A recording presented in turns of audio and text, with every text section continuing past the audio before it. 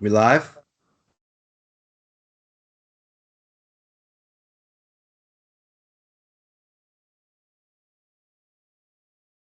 I think I can hear my voice coming through on my end from the stream still. Yeah, and there's a delay. Hmm. That, and then I'm gonna do that. So you should be good. Check, check, 1 2. Check, check, 1 2. Okay, now I hear you coming back. Now I hear myself like it's the. I think the signal flow is coming into the monitor feed into the call from Twitch because I can hear myself talking right now. Yeah, yeah. Someone have the stream up? I have it up, but I have it up on my iPad. It's not up on. Is it muted?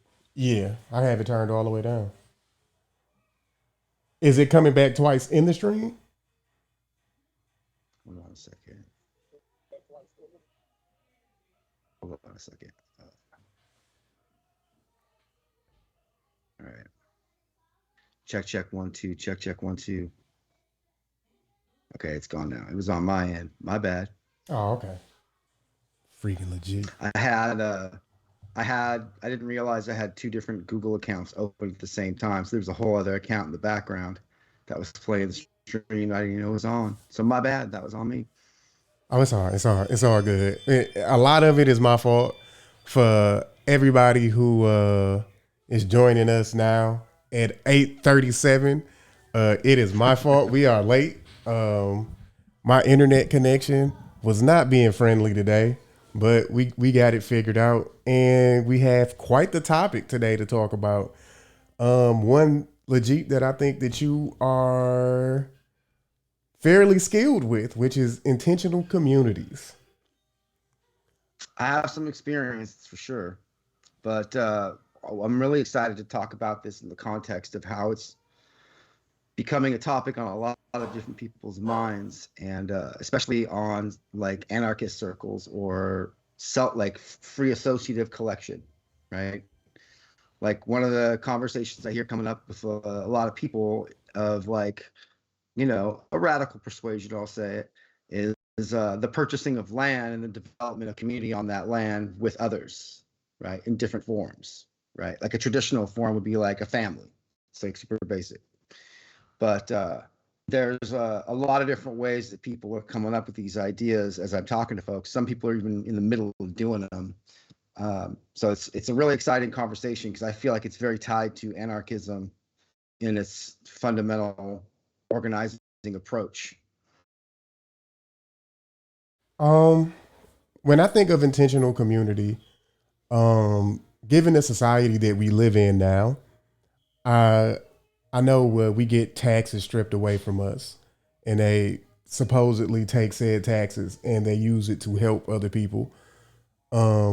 But when it comes down to being intentional, it's those who get the taxes stripped from them and they still go out of their way to do for others, to set up things for others, whether it be grassroots or whether it be a nonprofit. Those who have a vision to help others overcome whatever it may be. Struggles come in all shapes and forms. Um, if you were to define a intentional community, how would you define it? Um, so technically, any quote unquote community, if we're looking at just like a basic tribalism sociological perspective, is technically full of intention, right? Like if you look at an apartment complex, everybody's there to like have a place to live. That's the intention of being in the apartment complex. But outside of that, there's no other forms of participation necessary. It's optional at best, whether you talk to your neighbors at all, whether you even know who they are, right? So intentional community would be the inverse of that. So it would be, say you took the same apartment complex, it would be people choosing to collectively occupy that apartment complex in a form of agreement that has democratic outcomes based on what everybody wants by being there, right? So if you were to take it at the most rudimentary level, it could technically be just like a bunch of people that, a whole group of people that agreed ahead of time to occupy a apartment complex or any structure together and just cohesively live with each other in consideration while everybody does their own thing. That's just like the baseline level that could be. What oftentimes is a step beyond that happens with intentional community is some kind of overt intention that kind of pulls everybody together, to which living together is a fundament and an agreed upon starting point. For instance, like a streamer house is technically an intentional community, right? It's a bunch of people living in a house. They all got to live with each other. They are a community, and the macro intention of everybody there, regardless of what they're doing in their individual lives, is to participate in the generation of content. And that can be coordinated in upper order harmonics, however people choose. But that's just one example. You can do it with farming. You can do it in the city. You can do it in rural areas. The power of intentional community is the power of free association and voluntary community from an anarchist perspective. Well, I think I think also, that goes outside of anarchy, though. I think a lot of people sure. outside of that participate in intentional communities.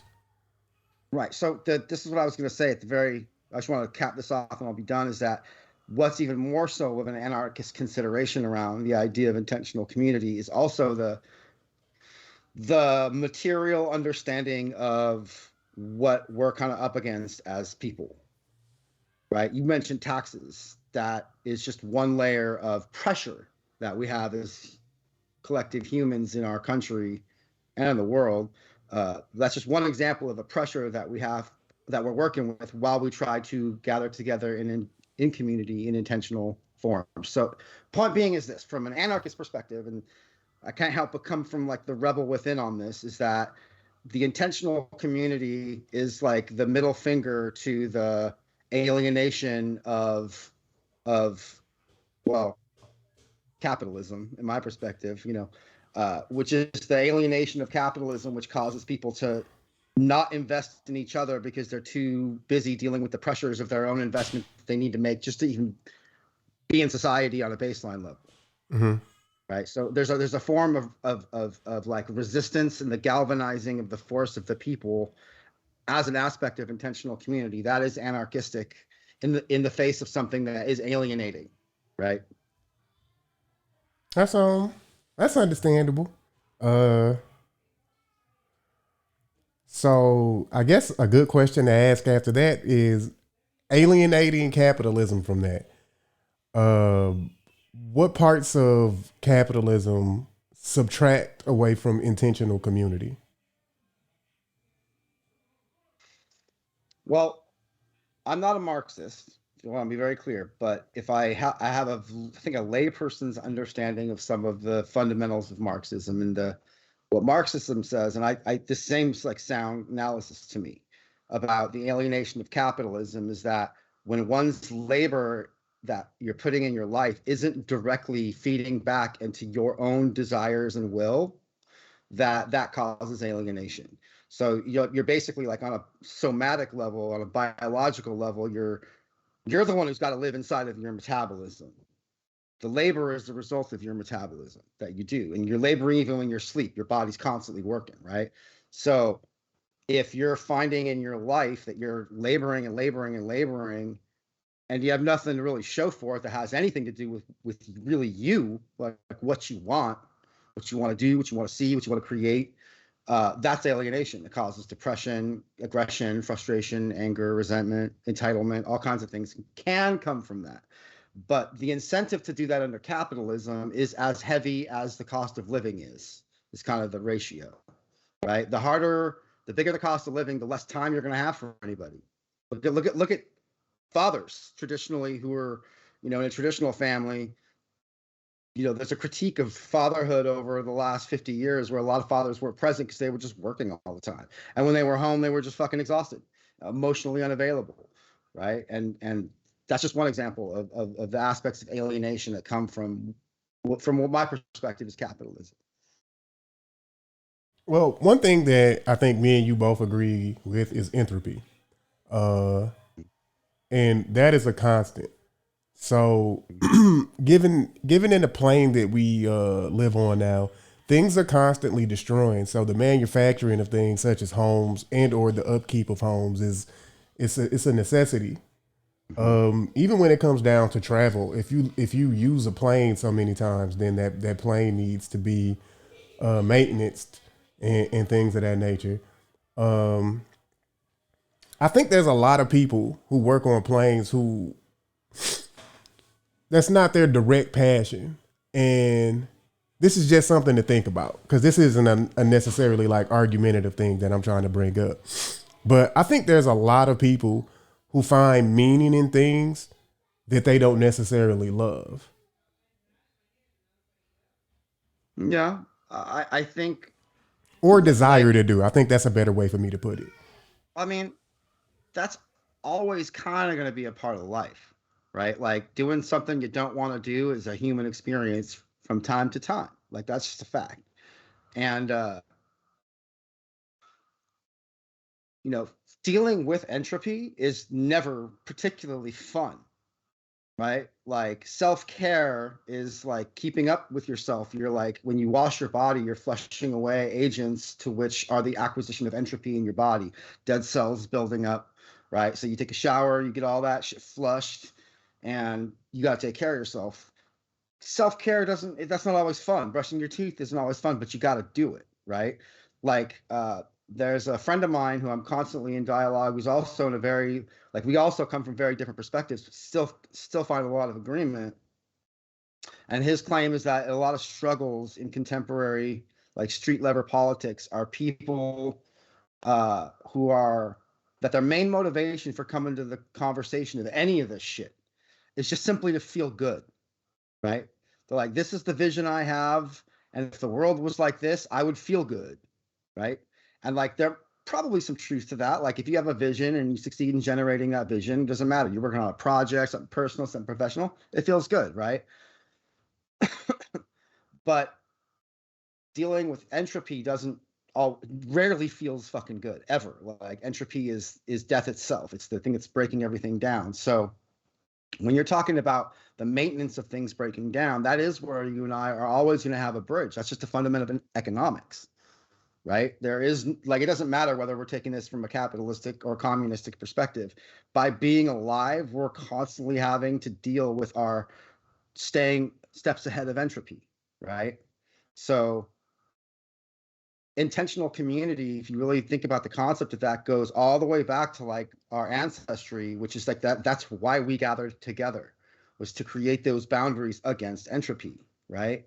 And in a system where we're leveraging participation on your being cast into that entropic, stream essentially, or like the bottom, or to put it like this, from my perspective, the bottom line of capitalism is entropy, right? It's everything where you're like, them's the breaks, right? There, and when we start pushing people down into that, even if you're coming from a completely non-empathic perspective and non-compassion at all, you're just from like a scientific cold level, the entropy of people getting close to that is just gonna wick up. People are gonna sense it whether they want to or not, right? Like nobody's super stoked about watching people being like, brutalized or withering. Yeah, I don't think the brutalizing of people is necessarily the bottom line of capitalism. It's an aspect of it, of the concept of the bottom line, like the brutality of watching someone withering on the streets while people are just walking by them every day. That's a slow motion brutality as far as I'm concerned, and that's no character or aspersions on anybody. It's just my experience of watching that is a brutal experience. Yeah, I mean, I most definitely have a heart for people who are less fortunate. Um, but a good indication or a better way for me to explain like intentional community in a capitalistic society is like when you go to hit that light switch, that that is a and your lights turn on. That is a group of people who came together who decided to say, hey, we're going to work on power lines. Mm-hmm. When your water runs, that comes from a group of people who are like, hey, we're going to make sure all these pipes stay intact. When you flush your Mm-hmm. toilet and that water comes through, those are intentional communities, though the way that they come together may be formed off of profit. Right. Um,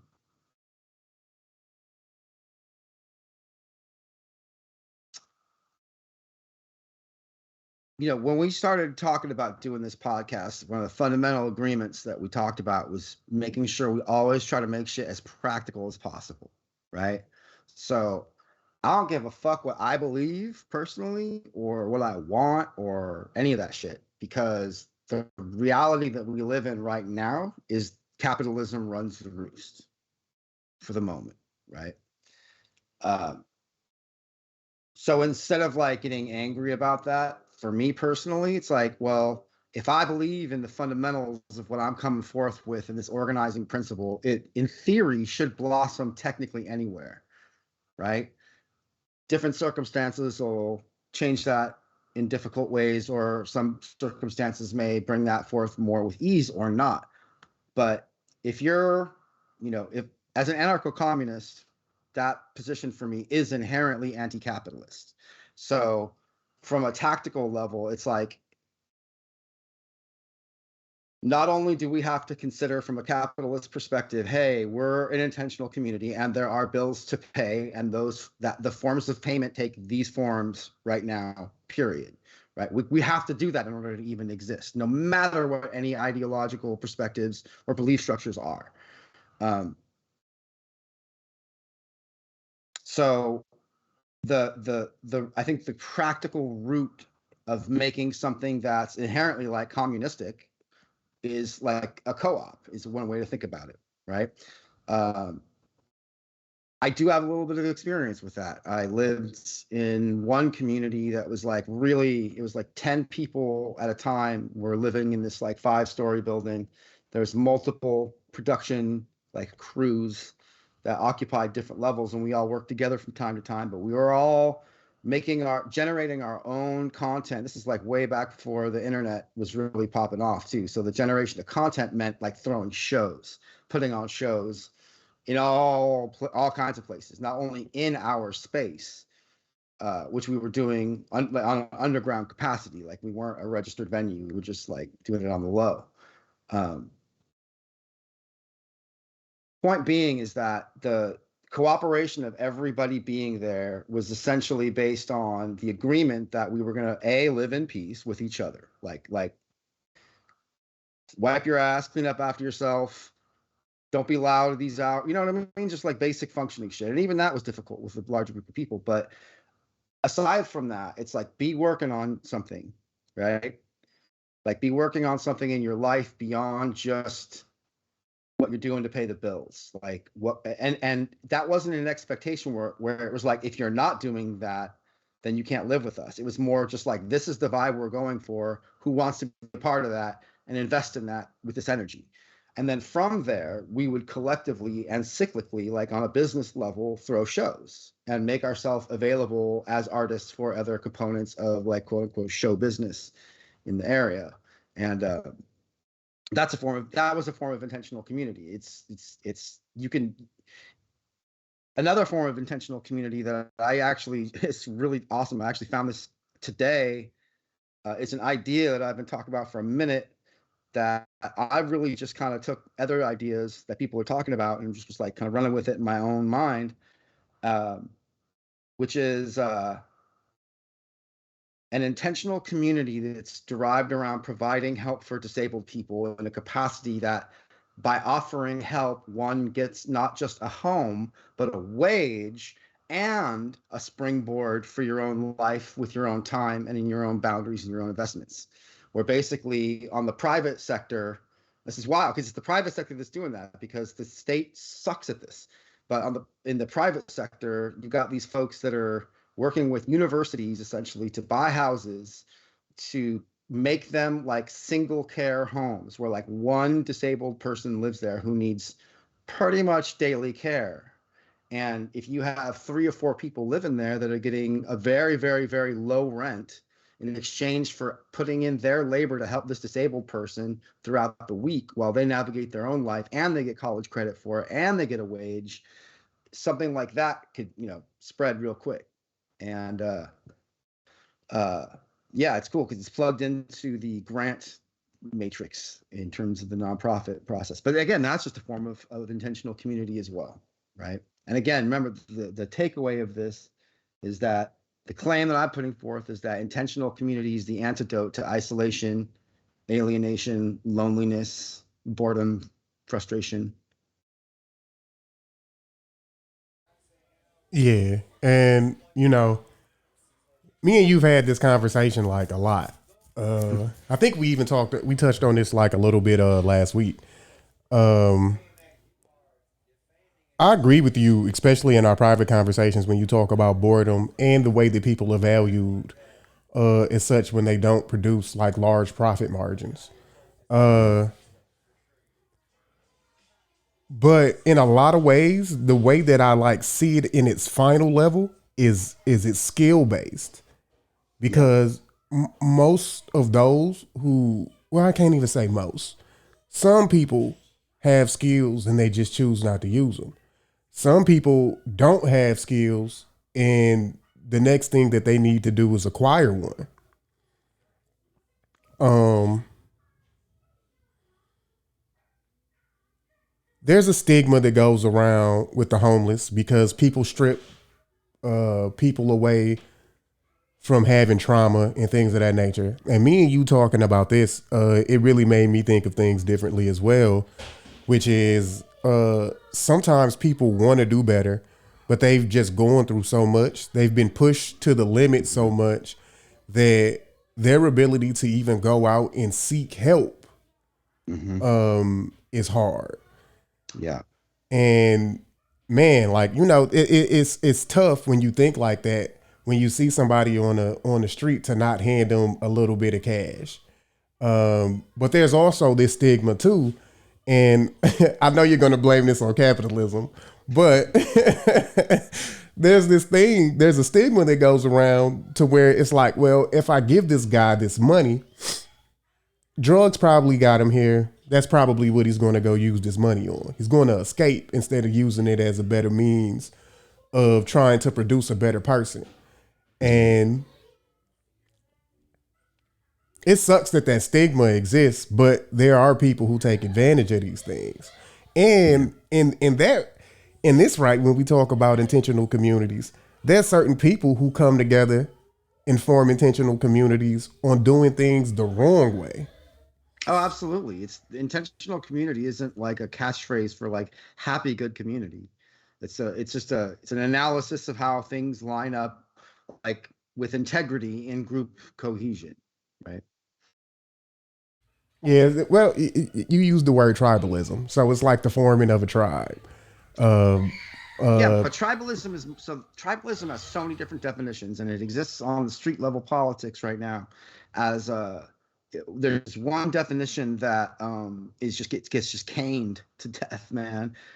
Wisely so. Like people looking at it and going like, "This is not cool." I think is wise or understandable at least, which is tribalism is defined as the conflict between groups of tribes, right? And like if you just think that's what tribalism is, yeah, you're going to be like, yeah, I'm not, tribalism is not okay, right? Other people define tribalism as like a direct reference to like tribal society in indigenous culture throughout history across the world, right? They're like these people that live in tribes now and lived in tribes then is what tribalism is. That's just another definition of tribalism. It's not, again, it's not the only one.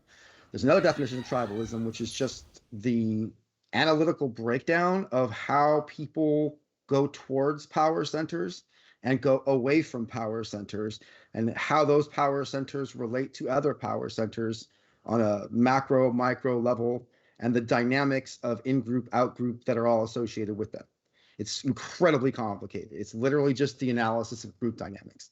And it's not this definition of tribalism is, to be specific, right? which is just the analysis of power structures and how people attract and repulse by them, like that the in-group out-group dynamic, right? And like if it's working really good, really well, means that an individual can holistically and safely enter a unit, a power unit or a tribe, and navigate and participate all the way into the center of the group consensually and voluntarily, and then do the same thing on the way out and go do that with somebody else. Like ideally, tribalism, the laws, the fundaments of how power works like that would allow for like a lot of movement for anybody's desires in theory, right? But like there's a lot to consider that all of a sudden changes that when you take into consideration things like safety, right? So, you and I have talked about this in the past, but you talk about skill and how that relates to intentional community.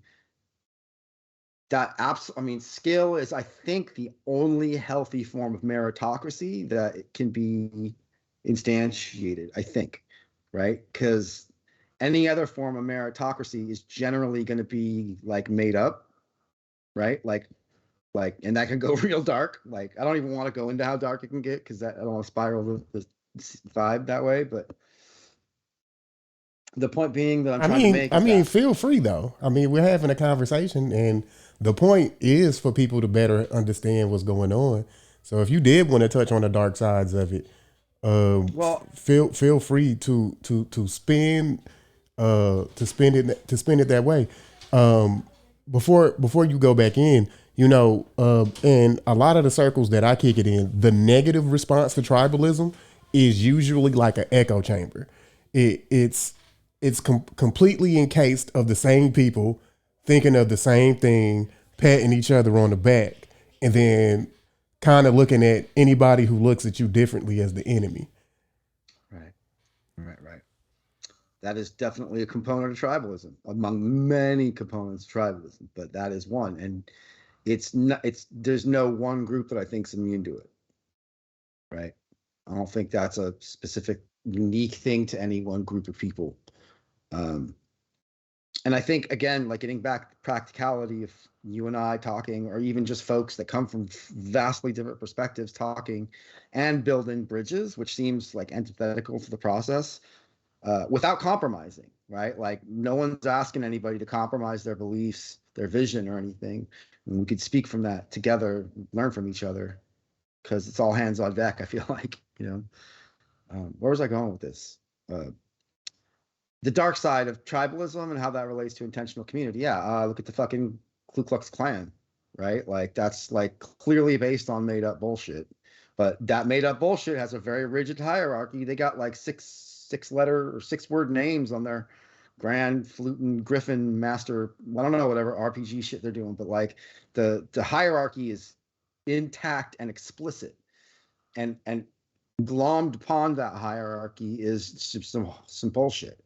And when we're talking about matters of safety, like one of the things I like to bring up is like the nuclear reactor analogy, right? Like, if there's a nuclear reactor that's like healthily integrated with the environment and it's providing power with people, for people, like millions of people, but it can still like melt down, something really bad can happen. You're going to want people that are objectively qualified to drive the thing, right? And so it's in everybody's best interests, whatever tribe they're in, around the influence of that nuclear reactor, to facilitate the safe and easy access of anybody who wants to do the due diligence of developing their skill to do so. Because the ultimate expression of that skill is millions of people getting power and not obliterated in a nuclear explosion, right? Super high stakes.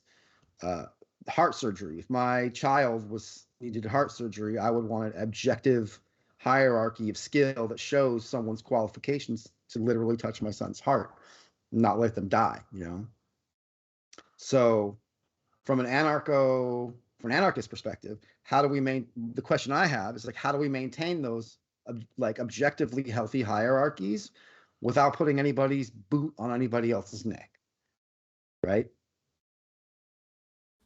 Yeah, well, me we had this conversation recently or whatever, And to me, I always go back into skill. You know, I agree with you on the hierarchy of competence when it comes down to handling the nuclear reactor. I believe in the hierarchy of competence if you're a doctor. I mean, you know, I used this analogy towards you once before, but I know we don't want to just fire people and degrade them and lower their value.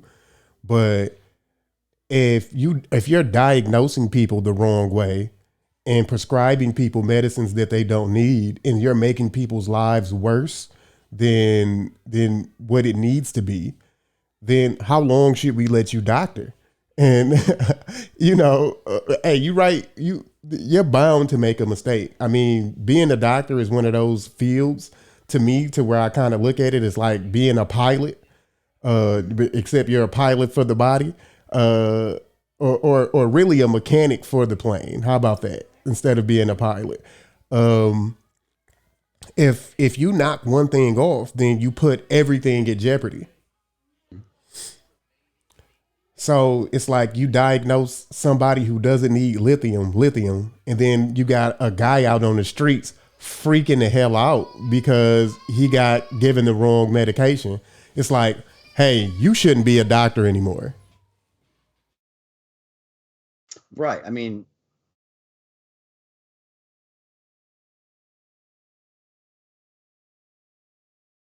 when we've had these conversations in the past, it's like you and I are building off of a lot of conversations that we've already had that like in within the context of the contrast podcast, people that haven't been there, like we're gonna have to kind of repeat ourselves to each other a little bit, you know.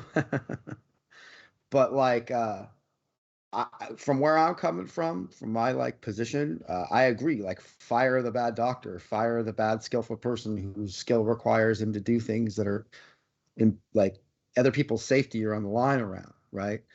Uh, but I don't want anybody who's not qualified to do a thing to have any chance of end up withering on the streets without a home or food or access to any other forms of activity which they may excel at way better.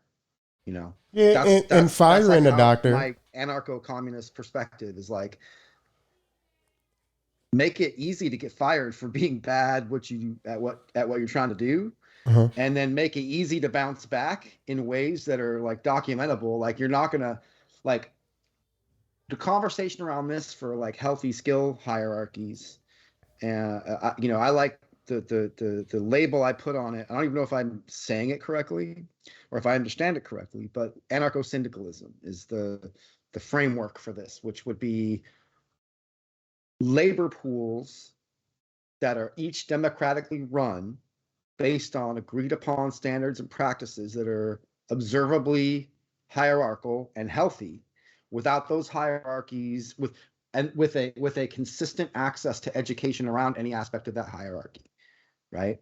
And you got to keep in mind, from my anarchist perspective, at this point we're talking about like money not being a thing, in a sense, right? Like, you already know I have these other thoughts about like polycurrencies or whatnot, but like we'll get there, right? But like starting off with like, well, how would this work without money, is just simply getting to the roots of economics, because you don't need current fiat currency for economic analysis. You just don't, right? In theory, economics is just the distribution of scarce resources. How people go about that are the iterations of economics.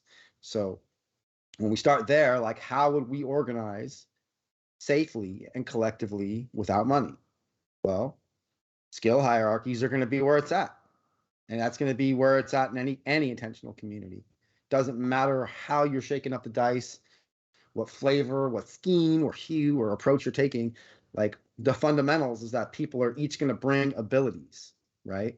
And those abilities are going to be measurable based on their outcomes. And all of that will be dictated by the negotiation of the individuals of the tribe or the power group or the labor group, and then that conversation will make its own hierarchy. The ultimate expression of the hierarchy being the consensus, right? That's the shooting for the moon, is consensus. And the smaller your groups are, the easier it will be to achieve consensus. So in a sense, something like now this is a huge concept, but destroying the Fed, getting rid of the federal government means that things would fall apart and break apart.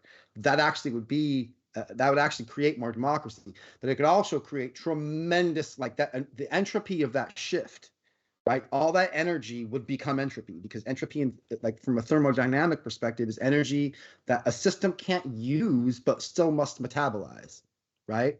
So if we have an economy or a metabolism that's chugging along and you just change massive components of it real fast, even the best of intentions can cause death, like, shock and all kinds of gnarly stuff. So how is this all relevant and practical? Well, my theory is that we're looking at like the degradation of an empire for sure. I don't think anybody argues that like things aren't really going well, things aren't working that well, things are falling apart. The idea is like, well, what do we do if things fall apart? That's where I'm coming from, because that's why it matters to talk about. Like, I don't give a fuck about content reviews or likes like that. This is like all hands on deck conversational shit that needs to go out onto any fucking platform, What's going on, Queequeg? regardless of what. Hey, what's up, Quee? So, yeah. So, like, how can we? I feel like I'm getting a little lost in the weeds. Do you have any suggestions for maybe bringing this more practical or taking it in a specific direction? Uh, Speaking from a capitalist mindset, right? Um, Mm-hmm. I think this is like pretty much our most recent conversation outside of the homeless thing, and we can get into that as well probably on this episode. But our most recent conversation wasn't necessarily. I was explaining that capitalism, in and of itself, isn't inherently evil. The way that capitalism is defined by me is the ownership of private goods and services and the free and voluntary sale of said goods and services. Um, a lot of people look at like billionaires and things of that nature as evil people, and they very well could be. But those people also create communities. Amazon isn't the best the best model that I can think of, but um, we could take Google because the working from home atmosphere for those who are introverted. I'm very introverted myself, so working from home and the way that they integrated that, but I mean it sucks that they pulled it back as well, was a newly introduced way for people to get by. And I think people fell in love with that. There are people, and I'm with you with the views, but there's people with millions of views who literally get on YouTube every day and just talk about the jobs that are hiring for at-home workers right now. And that is a complex network because you're a part of a community. The thing is, you're not getting that skin to skin, face to face, being able to read somebody else's body language type of interaction. It's emails, it's phone calls, and things of that nature. And one thing that I believe a lot of people are gifted with, and you don't necessarily have to be a linguist, but working from home and being able to be a customer service agent from your crib, that to me is a brilliant idea. It's a brilliant idea because what it does is it snatches the idea of some manager standing behind your back and while you're trying to handle a situation in the best way that you know how. And it will probably be a better way than you reading some freaking manuscript. It gives you freedom to act outside of the business model, but still be a part of the tribe at the same time. I would think that's what a lot of employers would be afraid of, though, like rogue agents. Yeah, but the ability to sell something does not necessarily mean that you can produce. Well, I thought you were saying customer service, right? Yeah, yeah. Now, So that's like complaints and stuff, and like people that need help, not or you just. you you could sell. I mean, you could sell things, or it could be a bad experience. It could be a complaint, or it could be like, say you're trying to sell an internet package. You don't have to be in somebody's face to hear about that. A lot of people get internet service via the internet off of somebody else's internet. Like, let me set up this Comcast account, or let me set up this Xfinity account, or this Time Warner account, or Verizon, whatever internet service provider you use. Uh, Being able to speak in and of itself is a skill, and you work with people who Yes. have a hard time doing that. Mm-hmm. You know what I mean? So it's in a skill based hierarchy. Though you may want to be a doctor, the thing that sucks about life is just because we want to be something doesn't necessarily mean that we're going to be skilled at the thing. And I have tried my tail off to do quite a few things only to find out, oh, I just watched somebody who made it look easy. It's not as easy as I thought it was. And I I mean, love it. that's what we get out of life. A lot of our life is just example. We see other people do things and we're like, "Oh, I want to do that." You see somebody else help somebody and you have an empathetic heart and you're a compassionate person. You're like, "I want to help people the same way that he helps people or she helps people because you want to make a change. You want to see people come up and do better and things of that nature." So it, example plays a huge role in community to me. Yeah, absolutely, 100%. That's why fundamentals of coming together are equally as important, if not more important, than the desired outcome.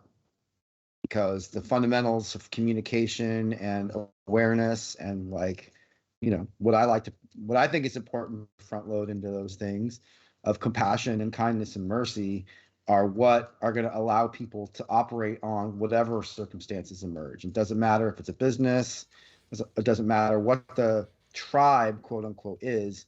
Shit's going to come along, it's going to cause change, Mm-hmm. right? Entropy is going to hit entropy's constantly there doing something's going to break, something's going to shift, something's going to move. So Queequeg understanding the said fundamentals, he huh? read a book called Things Fall Apart. He Oh, by asked, Pema Chodron. oh, well, Legit most definitely knows about it. Mm-hmm. I haven't read it, but It's Buddhist. really, well, I want to check it out for sure. It's a good one. It's very good for going through hard times.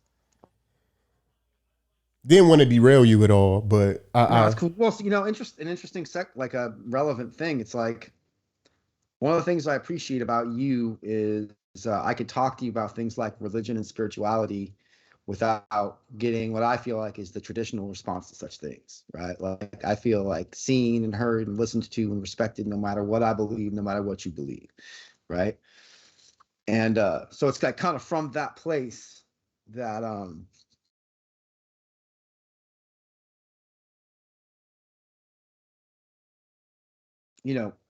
in Buddhism they talk about sangha.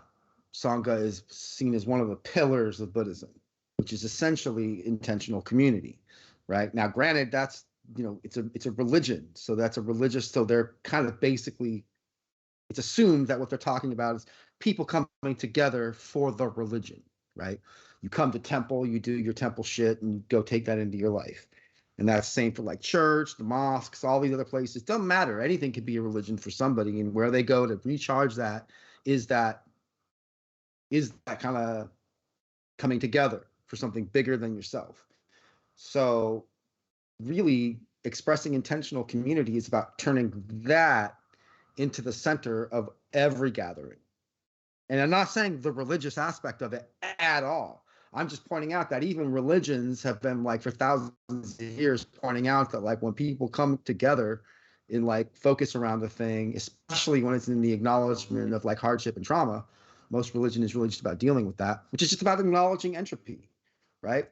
Like if you're in an intentional community where you're living with people, everybody's seeing the dirty dishes, everybody's seeing the dust, everybody's seeing what's breaking down, and like everyone's going to be more in touch with that. And the democratic process around that, based on what skills people bring to the table, what resources they bring to the table, is going to be that much more accessible because they are there, right?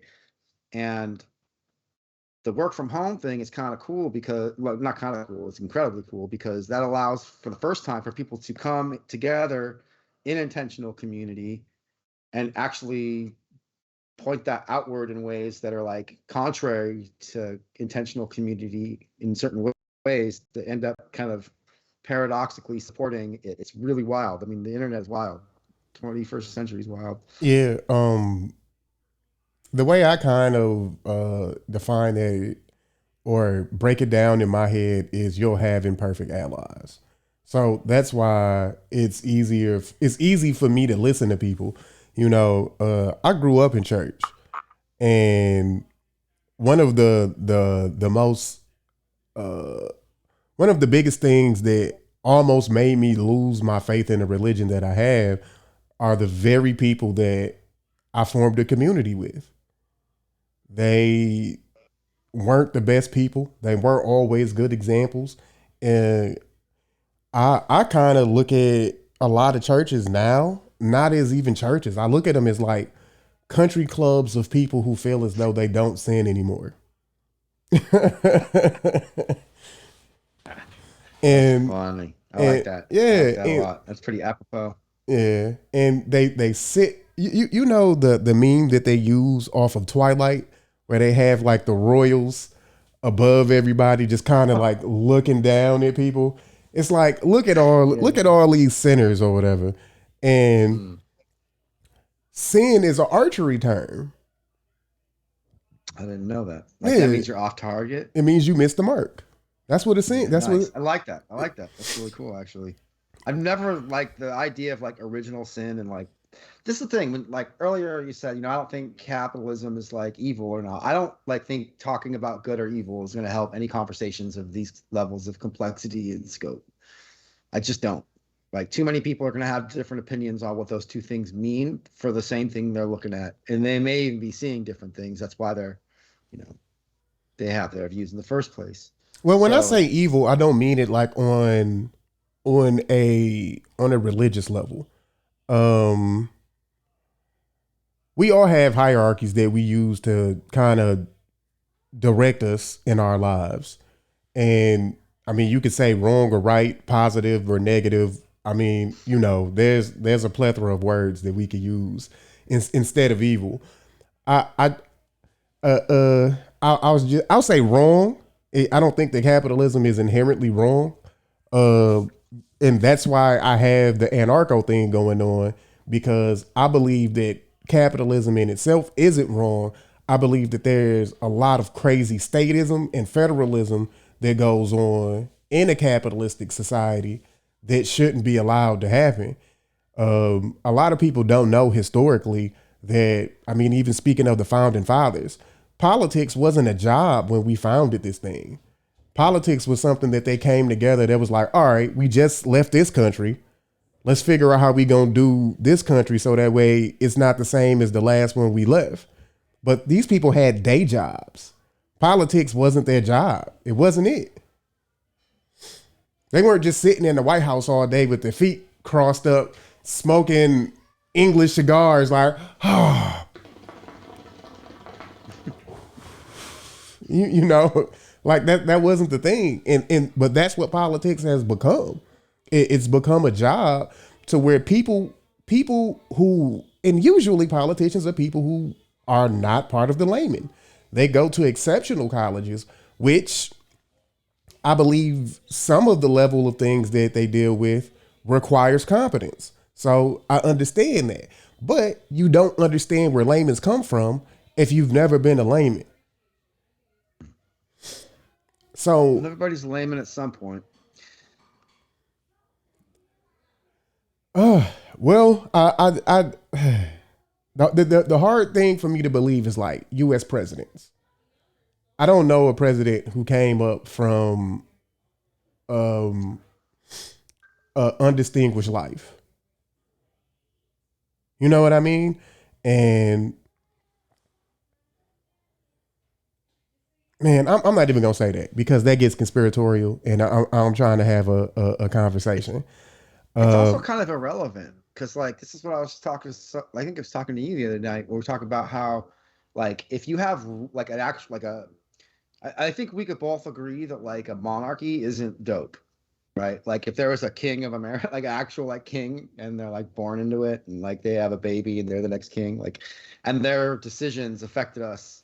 Like we didn't have a choice, and like the cops were still the cops because they're such night power fetishists anyways, and so if you didn't do what the king told you, you'd get brutalized by the cops, What did you the just say authorities. about the police? What did you just say? They're what fetishes? Like knights, like haha for the king. Uh, That's well put. I like that. I'm gonna write that so down. so here's my point. Like when things are working out, if you don't like if you're like this is the system, like there's just never not going to be a king. Like of course there's always going to be a king. Like this is absurd. They're like God made them the thing. God can't be wrong. We all believe God makes the thing the thing. Like this is what it is. It's gonna be dope when it's working out. Like you talk about a benevolent king, right? Like you could have periods where like the quote unquote kingdom is flourishing and the king is in touch with their people, yada yada. It's all working out. The entropy is getting handled in a way that's like people are like, oh, we're like surviving entropy fairly consistently, and there's like evidence of that all around us. And then his son becomes a raging douchebag, and he's king, and he's Caligula, and he's just doing all kinds of shit, and shit starts to degenerate. Entropy intensifies. The peasants, if they start saying like maybe we shouldn't have a king because this sucks, well, the arguments that for the people that support the king are to be like, no, no, no. Remember when it was dope, shit was working. That means having a king works, right? And like to kind of get beyond that argument, it's like, well, what if we could create the what was working there without the king, right? And at that point, the only one who's gonna be mad about that is the king and the people that are like super into the king, empowered by the king, right? So that's where anarchism kind of becomes a dangerous idea, right? And in my personal perspective, in capitalism is essentially it's just a bunch of king forms all competing, right? It's just like taking the king, the word for it is kyriarchy, which means rule by the king, but it doesn't just mean an actual monarchy. It's like any top down, this is the ultimate authority that has chain of command that goes downward. And there's a power base that supports that and a limiting access to power, right? And it's limited mechanically and ideologically because you don't want chaos hitting that control point. You want order hitting that control point. So it's got to mathematically hit the bottom and come back up in a sound way. And I used to rail against that thought form for quite some time. I was just like, nah, man, that's like I used to think it was like the ultimate evil in a sense. And I started to realize that it's like it is unavoidable in certain places. It is when it comes down to skill, right? So that's where when I had to kind of go through my own evolution and learning, well, like anarchism isn't like no hierarchies. It's no unjust, unconsensual hierarchies, right? Like the parents having hierarchy over their infant child is like a just hierarchy. Like that kid literally actually needs their help to survive. So their power invested over the will of that child, where it can certainly be abused and become really horrible, like that power can be abused just like any power. But it's a justified hierarchy, and that changes as the child becomes able to be more autonomous, requires less help, less support. Well, cliche statement, but absolute powers they corrupt absolutely. Right. Uh, so I don't think anybody wants to live in a benevolent kingdom where. Well, you know what? I can't even say that. I can't even say that because there's so many people who fight for quote unquote system that we're in now. There are certain people who are like, uh, my competence isn't high enough for me to ever see anything any different than the way that it currently is now. And if anything were to change now, then the only way that I ever see it being is wrong or it won't work. Like there are two different sides to uh there's a couple of different drawbacks of the way both me and you think. When we ask for explanations like, well, why wouldn't you want to be a part of me? A lot of people on the anarcho capitalist side would say, Well, what would end up happening at the end of it is corporations would end up ruling everything because the free markets. And then on the communist side, argument is, and I can't say this is the biggest one because I've done research, but it's not extensive. But a argument that I've heard, which is the lack of private property, and of course, me being a capitalist, that was the one I focused on. Right.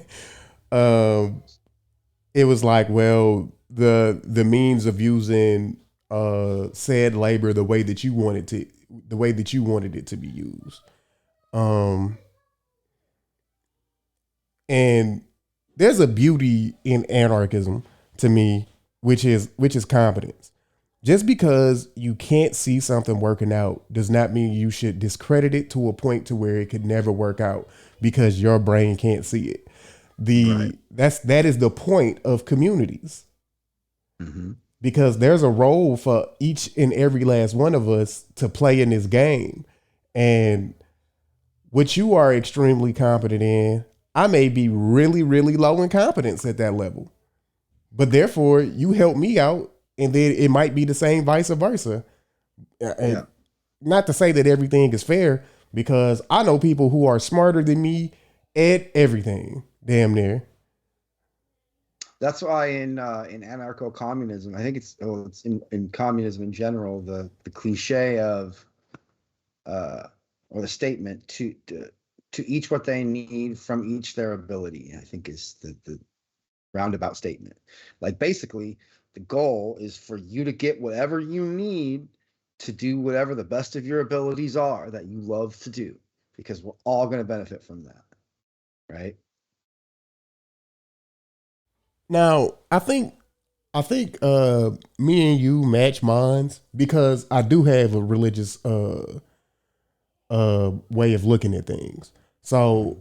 my ideal isn't for me to flourish. And if you have a lower skill set than me, then you should be on the streets because you can't compete. That isn't my way of looking at things. I mean, with my religious predisposition, it's like if I have a lot, then I should take my a lot and give to the many who don't have. Now, when we come down to talking about intentional communities or whatever, this goes against the anarcho capitalist in me. But I mean, I'm not a huge fan of greed. I'm not a big fan of greed. I don't think that you should hoard up $1 billion when you could take 1 million of it and help almost all homeless people. I think the Yeah. salaries, like even when it comes down to statism, I think the salaries that are giving to people to take care of homelessness should be just used on homelessness. And it doesn't really make sense to me the way that the state tries to fix issues. It's like, all right, well, there's a bunch of homeless people. All right, let's set a budget for it. We're going to set a $30 million budget on taking care of the homeless. And out of a $30 million budget, all right, we're going to spend $20 million on the budget on the people who's taking care of this project. Like what? Shouldn't that be the other way around? You know what I mean? It's an inevitability. You're I agree with you, and in a way, that's a form of entropy. Like you're casting out resources, any casting forth of resources through any medium, whether it's material or biological, is going to lose data in the transfer process. That's inevitable.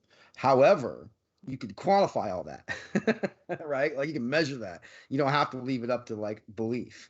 So that's where things like like I've been looking like Oakland, California, where the cost of living, or the Bay Area, where there's a lot of homeless people and the cost of living is really, really, really high. Now all of a sudden the cost of living for each of your staff is now being budgeted in to the cut that the people collectively have given to help disabled people. So this is the problem with states, unfortunately, is that now the inevitable logic is like, well, I don't give, like, there's people like, I don't give my tax dollars so people can just sit around and do XYZ, right? Well, when does that become, I don't give my tax dollars to people that want to help disabled people for them to turn around and do this other shit in their life too. Like, I don't want those kind of people getting my tax dollars kind of thing, right? It's like that means testing, really, like who deserves the resources. It's going to hit those market values, right? Especially when you get weird contradictions where, technically in capitalism, the more homeless people there are, the higher a landowner's value is, right? So it's in their actual just baseline ideological interests to promote homelessness if they're trying to acquire wealth, right? Well, that's that, man. That's it's arguable, based off of it being capitalism. Like, well, that's just how, I mean, that's fundamentally how private property works, not personal property. And that's the thing, is like, going back, just because you mentioned that, like, the idea of the false scarcity. abolishment of right. So like the idea of the abolishment of private property immediately freaks most people out. And there's a joke in the leftist community that, like, people are like, oh shit, they're gonna take my toothbrush. And it's like no one's trying to take your shit, dude. Right? Like, if you have a house and you've got everything you need, like, that's good. Like, we would like to now help everybody meet that baseline, right? So it's not about taking away people's personal property. Personal property is different than private property, right? Like, if you're sitting in your house and you own like 500 factories where like tons of people are doing production jobs, and you're like, oh no, I'm like, the workers have decided they're going to democratize and take over. Like, they're stealing from me, right? Like, that's not happening with your personal property. But when you take the idea of private property in a business sense, it stretches a person's identity over resources that's just absurd. It's not justifiable. It's an unjustifiable hierarchy, right, of power. And other than just like, no, it's justified because I own it. Like, duh. Like, that's the circular logic that tends to go in, right? And then when that doesn't last, because it never does, then it turns into, well, no, it's not just that I earned it, it's that I worked hard and I'm a kind of person that deserves to have my identity stretched across all these resources as mine, right? That starts getting into like made up shit, really, Now to say like, well, what if a person like invested all this risk and da da da da da, like, thank you. Like, we're not trying to take your toothbrush either. Right. But the falseness of the capitalism would be the currency. It wouldn't be your home in general, or it wouldn't be a thing that you earned. Like, I'll go as far as this. Like, let's say in a communistic society, just so I can get a good understanding of this, right? Say I got a group of people together, and I was like, you know what? I'm going to start building. I'm going to make mattresses that work extremely well on hard surfaces. I want to make mattresses that don't fit on bed springs. Mm-hmm. I build up a factory in order to do this thing. I get a bunch of people in that scale set, engineering, labor, covering all bases, right? And then one day, some guy in the middle of one of the people who helped me driving a truck to deliver mattresses to people who need them decided to start stabbing my tires out. Do I then treat like he had a beef with you or something? Hey, maybe just saying one of the workers in your business. Let's do this. Not even a worker, just an outside person. Let's just say the mattresses are made from a material that we get from animals. So say I get some pita nut that comes up and just stabs all of my tires out. Even though my mattresses are helping a lot of people, they're like, fuck those people. We trying to help the animals.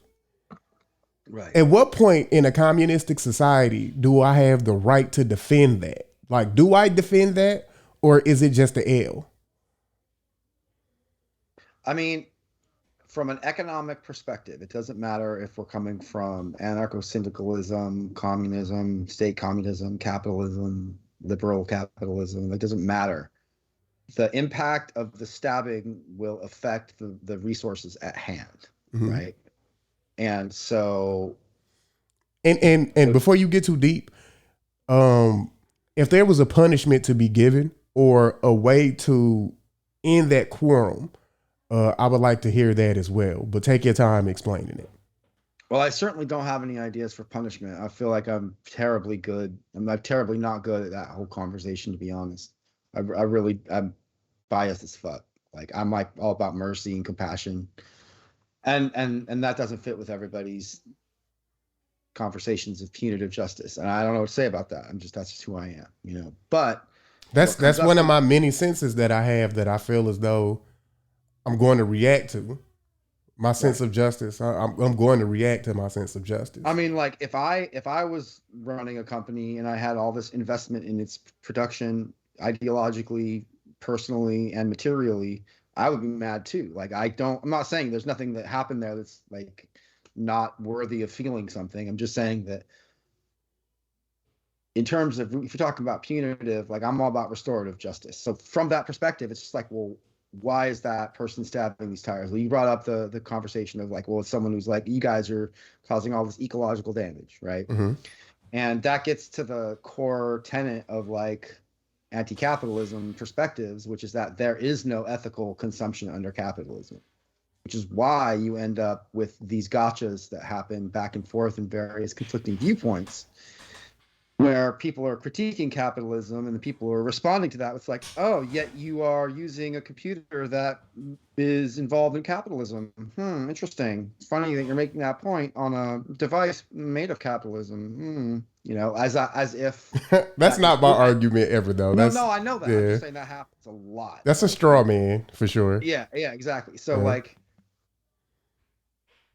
the acknowledgement of like, yes, like this critique emerges specifically upon the foundation that with the unjustified acquisition of private property behind an incentivized matrix of greed where creating lack brings your profit up, right? Like that has historically led to very unethical things, right? A lot of people are like, yeah, that's fucked up.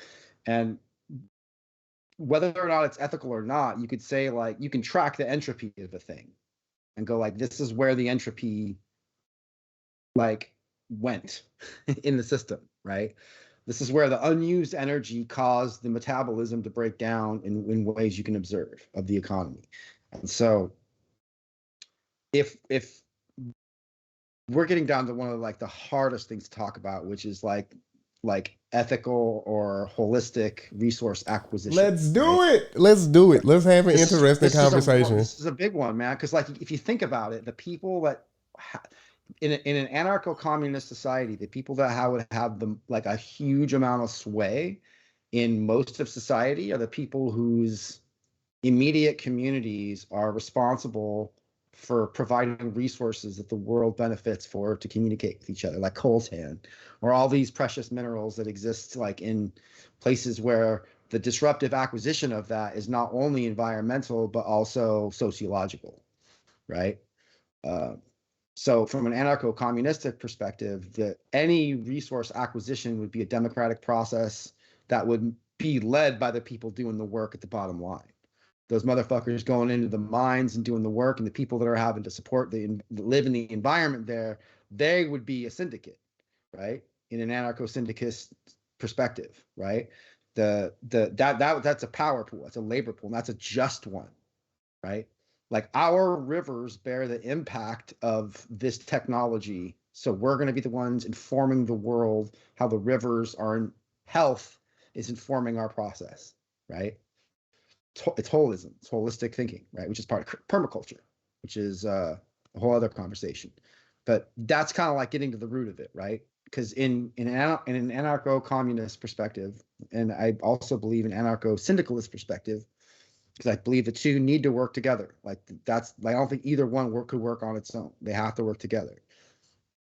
That in a system like that, that is inherently based on smaller units all finding consensus and getting their communications out to other consensus-based voluntary units, that's where standards and practices will form based on benefit, not profit, right?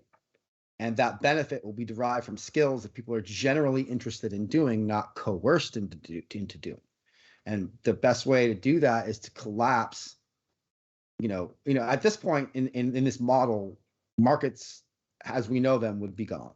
Like people coming together to trade on material and abstract levels isn't going anywhere, right? Because all reality is just data exchange at the end of the day, right? Between various thresholds and states of consciousness, right? Like I know that sounds like a bizarre statement, but I believe it checks out if you take it to its root, right? Like our ideas govern our behaviors, our agreements and negotiations, or how that plays out. And that's based on our environmental stimuli, based on the state of the environment and our perceptions of that, right? So navigating that difficulty, if you collapse the barriers to education and access for any skill set, you're just going to create a quicker movement of like skill acquisition and rank formatting, right? And within that, there's going to be conflict. Like people are going to be like, no, but I want to be really good at this. I just can't, right? So creating like safe stopgaps where it's just like, look, at no point, if you stall out here, at no point are you losing anything other than your self-created vision of what you want to be based on what you can actually do. And from there, that's where the power of negotiation comes into play. Because at that point, like, creating access to, merged education and professional structures, skill structures, is going to allow for a robust, especially when you have anarcho-communism as a bottom line, where it's like everybody gets a house, everybody gets the basic shit that you need to play this game of being alive, right? So disabled people are going to be more at an advantage in that system, because the only thing that would be holding them back wouldn't be anything based on anything other than they're able to access, and how we have technology that's allowing people to access while integrating disability into that. It's just getting so fucking robust right now that that's just whole other ways of new forms of working together and communication that will blossom from voluntary, consensual, hierarchical organizations, right? So again, it's like, the question I have for this is practical. And again, I think if we're talking about intentional community, all this abstract shit, like wherever you choose to gather with people, like consensually and voluntarily with intention, right? Like you're going to start finding these conversations for yourself, right? Whether it's a streamer house or a separate building that people are living outside of, but they come together to work there collectively, like a co-op or anything of that nature. That's the practical start of the conversation of all the abstractions we're having, because that coming together of labor, that compartmentalizing in smaller units, it's antithetical to corporatism, which is, I wager, inevitable in capitalism. It's going to make sense. Tribes that work together to have more power are going to have a power advantage.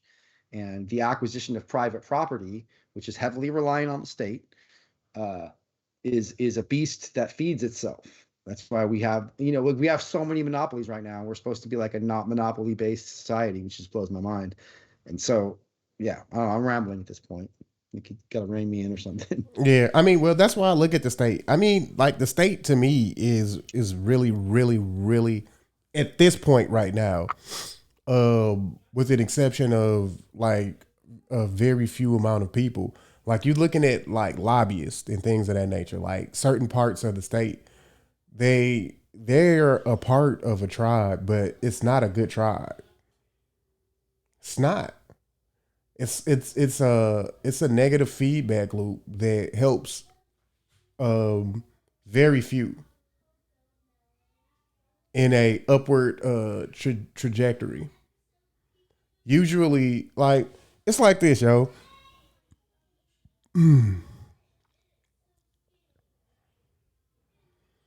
Anything that becomes an enemy to the state usually gets worse. So, war on drugs. The drug problem gets worse.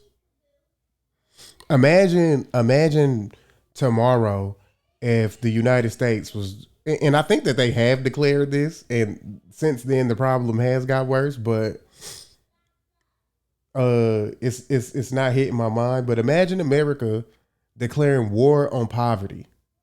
That is some scary shit. That is scary. Yeah, the government's always got to create, like, it's always got to do a war on something. It's just like how it approaches. But that's That's what politics is. You're preaching to the choir here. You know, Yeah. I'm not pro government, but that's not true.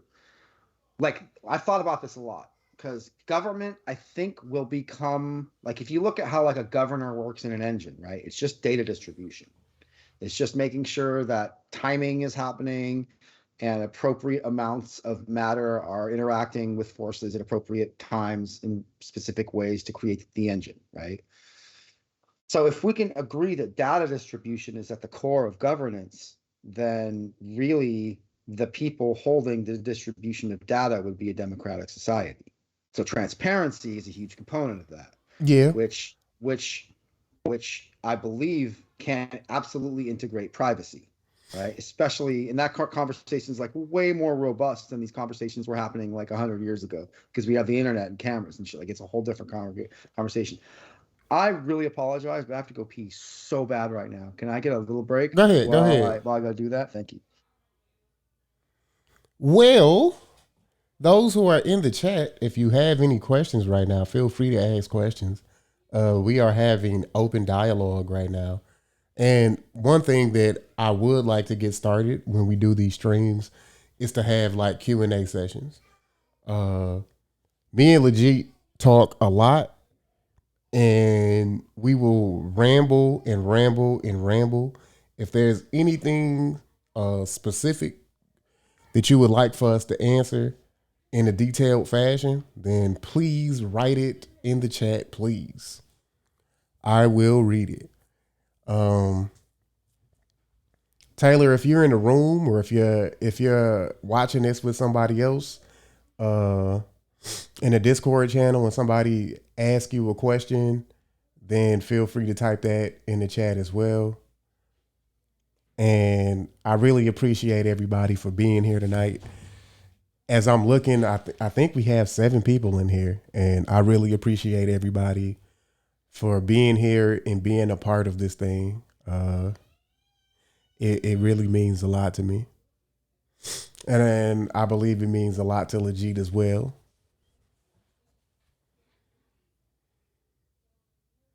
Welcome back. Thank you. I'm literally more full of conversational capacity now. There we go. Let's get to it. Well, if I interrupt you at all, I just ask the chat if they have any direct questions that they want a more detailed answer on, to write it down. I don't know if Taylor is in a room with a bunch of people and they're all watching, but if they have questions, then they can most definitely ask. And if you don't even understand what we're talking about, if you don't understand the flags underneath both of us, I have an anarcho-capitalist flag underneath me. There's an anarcho-communist flag underneath Legit, but Legit is multi-layered to where I'm just a basic bitch. I don't know about all that. That's debatable. Oh man, Highly debatable. I tried to find the syndicalist flag, but it wasn't popping up. I was gonna give you 2 of them on your side. Do you have a flag? I just need to make my own flag. I need a flag. It's going to be very pretty. So, all right.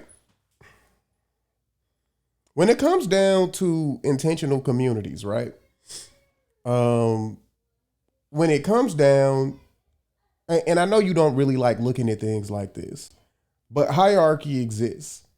At the bottom of the hierarchy, or is there a bottom hierarchy in communism?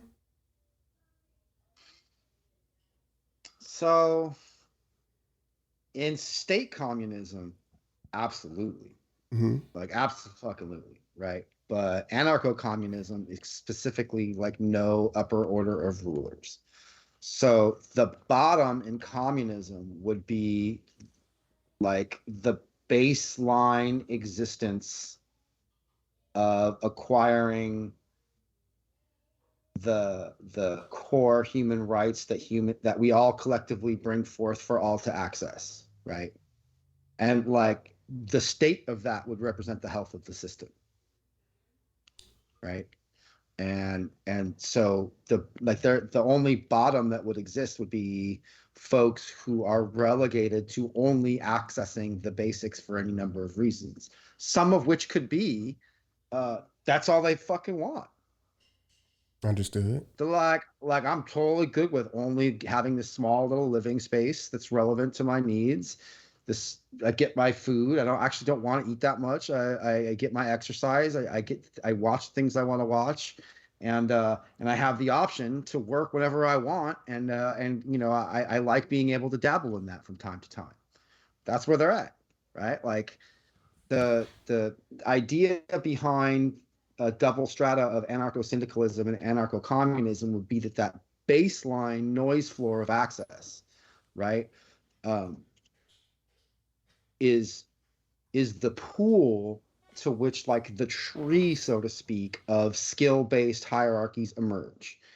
And if you're removing profit-based competition and motivation and only putting benefit forth, but then I know this sounds cliche, but like the joy of the work becomes the outcome and the benefit that you get from it by providing benefit for others, right? Like the goal is in this system is to reduce dead end jobs that are alienating in their labor, to make access to labor easy. Like for like any job you can think of, you could translate into a labor pool from an anarcho-syndicalist perspective. Like throw one at me, throw a job at me. I'll give you one that's being taken over by machines now. Working at McDonald's. So service, Hmm. okay.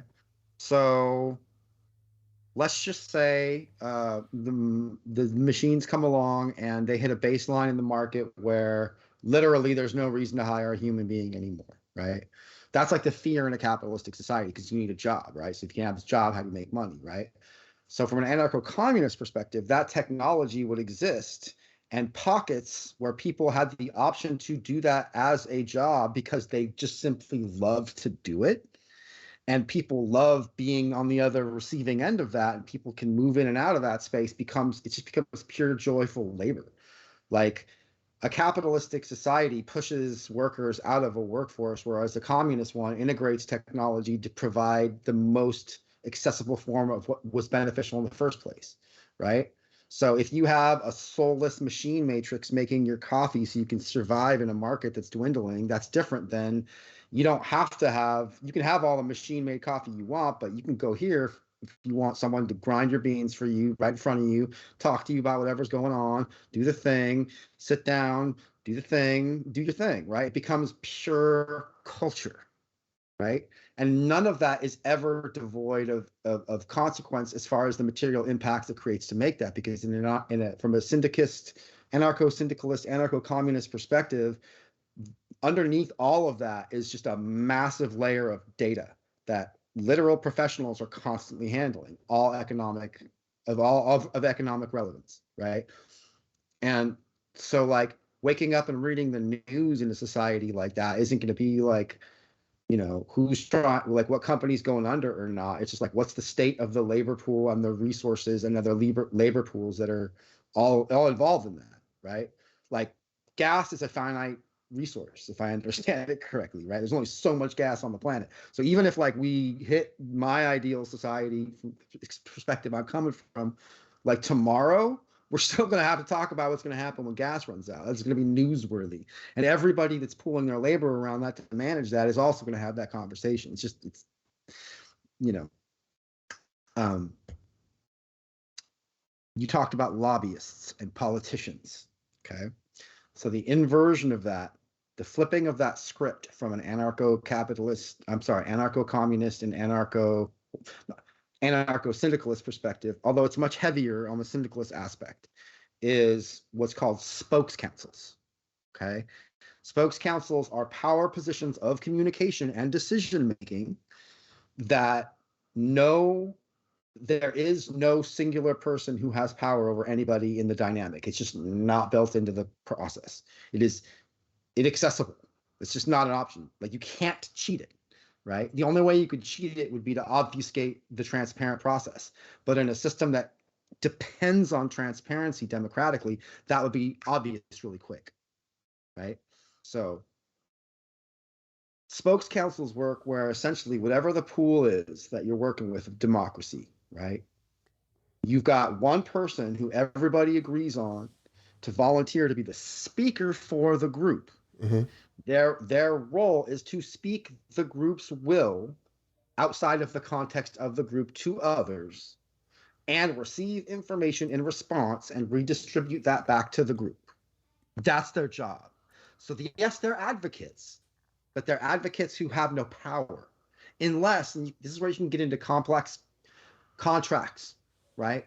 Where the social contract in being in this position is that here's the will of the group, and these are the options to which you actually do have power, because compromise is important, right? So, but the thing about this is that these forms of organizing were built before the internet. So when you throw the internet in this changes dramatically, because the need for transparency is no longer like limited by actual geography and time and actual time and space anymore. Like, we can transcend that with our communications now. In a Now, sense. I think quite a few people would give you an argument on that, because there's a lot of false scarcity and things of that nature that exist on there as well. I think this is a good thing for us to talk about, and I think it'll be an interesting conversation because we've never talked about this before, and I really want to get your views on this. And this is a community of people who feel this way. Overpopulation is a thing here in America, where we have masses and masses of land that are unoccupied, to where there are state parks that are regulated by the state that would stop people from getting resources in order to build homes, in order to give people maybe just a standard place to live in. You might like this. And I thought this was a really, really creative way to deal with alcoholism. So Washington State, Seattle to be exact, they have this program to where if you're an alcoholic, what they do, they give you a place to stay. Not only do they give you a place to stay, but they also serve you alcoholic beverages. And the turnout of them doing that, what ends up happening is they're like, man, this is low of me. Like, here I am being funded by the state, alcoholic beverages, while I'm sitting right here doing nothing. Now, they also provide therapeutic help as well. So, I mean, it's not necessarily completely drawn upon themselves to do it, but there's also like no pressure. Like, do you understand what we doing, right? You feel like stopping yet? Like, that's not the thing. It's like, so how was your day today? It's intentional communities like that help people get over addiction. Look, 100%. Oh my God, the studies of addiction that are available now, the research that people are doing into addiction, it just seems to all point to that the antidote to addiction is fucking community, man. Is interconnection, to be more specific. It's interconnection. The amount of like really intense diagnoses that lead to some pretty gnarly things in society often can be traced back to an individual speaking about feeling empty or numb inside. Right? Addiction is just one facet of that. Lashing out on others, lashing out on yourself is another facet. That it can become its own addiction, right? You know, the addiction to the call and response of suffering, perpetuating suffering, the dark release of dopamine and shit. From what I've seen, man, I want all the you to studies are showing explain that the dark what do you release mean? of dopamine. I think that would be really It's helpful. just finding it's just sadism, sadism, finding pleasure or masochism. Neither of which are wrong. Like I'm not talking about bad, evil things. They're just things, right? Like you can have people that healthily and holistically integrate their sadism or their masochism into their life and they're functioning just fine and not hurting anybody. That's a W, right? You don't have to go into that person and be like, no, you need to rewrite your own code.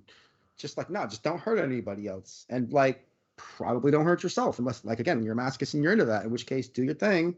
But like take into consideration how it affects others at the end of the day. That's just what it comes down to, right? Because that's a critically important thing about intentional community. And that's another thing about intentional community is it allows people to work with tribalism to find people that they can relate to and then organize around with, right? That's one of the major beauties of the internet. I mean, that's how I met you. Like probably anybody that's listening right now, I never would have met any of you if not for the internet. And that's just a no-brainer. But like to me, I was born before the internet, so I'm still just like, holy shit. Like, yeah, I don't want to boomer out right now, but um it's the internet's allowing us to change things, but the internet's built on like a bed of trauma and like instability. So if there's anything worth working together as a people that like all that we got to figure out how to keep in line without causing our own downfall, it's the internet. Our ability to communicate across this planet like this, and we've been handed a gift in this lifetime. Yeah, I really love the bed that we're creating with these conversations. The bed that's being created, like even you jumping back onto like a little bit of last week's topic. I mean, even though last week was like a little bit more of an introduction of ourselves than a topic of the internet, it's still like the laying down of a bed to where people can get comfortable and lay down on it and start to understand things. Um, man, I think it is really really important for people to understand the dark side of things before they can see the better. I don't think that you necessarily have to do that in that order because sometimes people see things in a beautiful light and that thing gets stripped away from them and then they're like, oh shit, this pain thing exists. And you're like, all right, well, if you pulled your scales out, you know what I mean, and you could weigh pain and happiness, you would want the scales to tilt in the way of happiness or whatever. Um, man, You want to hear a like, wild idea? You want to hear something wild? Like this is hella out of left field, go ahead. but I feel like it's kind of relevant. Like with how we're going with technology, man, if we can keep it together, I absolutely believe like our grandchildren are going to be able to have therapeutic tools in front of them, which are going to allow them to see real-time 4D scans of like analogies of their experience. Like if you think about it, right? Pain and suffering, all of those things are happening on a metabolic level. Yes, we have all these ideas and thought forms around that, but if you just toss those out of the way, suffering and pain are chemical processes going in the body, same as pleasure and joy and any other experience, right? So technically, if you were able to scan that data totally in real time and be able to identify which facets of that data are specifically relevant to the experience of pain and pleasure, you could do a data correlation where you could see yourself like being like an image of yourself, but only the parts of your body that are experiencing pain. Like literally every other bit of data was made invisible except the ones relevant to pain and suffering. You would be looking at your pain body in real time. Imagine the therapeutic value of that. You move your hand, it moves its hand. You see the pain, you feel the pain, right? That's an echo of what people do with like phantom pain, like with amputees. They'll do this thing, we'll set up these mirrors. We'll have a person who's lost their arm, they'll stick their arm in a box with a mirror, and the mirror tricks their brain into thinking that it's their hand. They see their hands, but they don't have a hand. And that they've done experiments with this where they'll smash the fake hand, and the person who's lost the hand is like, like they feel the sense, like the perceived pain of being hit for a split second. And also, when they see their hand, people have been documented as being like, oh shit, my phantom pain just went away. Like, I'm not getting that pain anymore. Yeah. Like how we use information in our body. This is a major segue, but like, I guess it's good for knowing yourself and knowing others in intentional community. Basically, we're all processing a lot. Well, And a I huge think part of that's that I think conversation what is you pain just suffering. described is totally intentional though. That's intentional. Everything is intentional. My point is without Not everything. yeah, if you have like people are gonna have intent in what they do. Just simply pointing out that intent exists simultaneously around the idea of community isn't enough to really get to the spark of what this conversation is about. Because at the end of the day, because we're talking about anarchism, we're talking about dealing with and yes, resisting certain unhealthy patterns in our environment related to controlling and abusing other people. Right. So that's the practical takeaway. How do we make power bases for ourselves in the people? And that's going to be compartmentalized in little chunks that are working together. That's how it's going to work. There isn't going to be some massive flag waving, everyone's believing and acting and feeling the same thing, and we're marching forth on the enemy of the state. It's not going to be January 6th. It probably won't be televised, ironically, according to Gil Scott Heron. But that's how it's going to happen, is distributed nodes of people working together in their differences. Right? You know, I watched a documentary on what you just said about and I get what you're saying, like the revolution will not be televised. Right. And you know, a collective group of people shared the same idea in this, and it was psychological as all fuck, and it was like synchronized.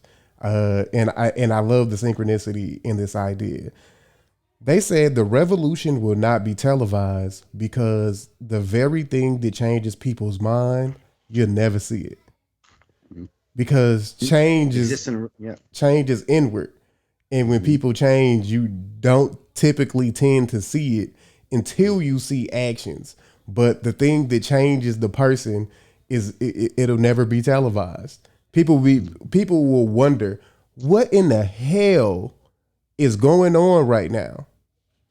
And there's this thing that I do with age. And you're a tad bit older than me, but not by many years. And I say this to a lot of young people that I talk to.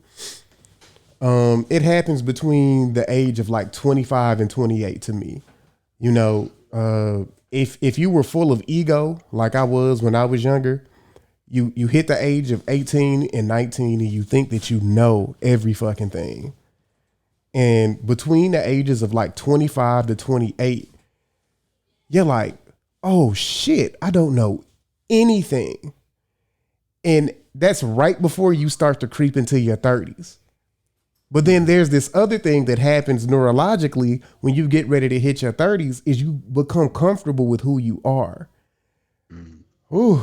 And I never hit that.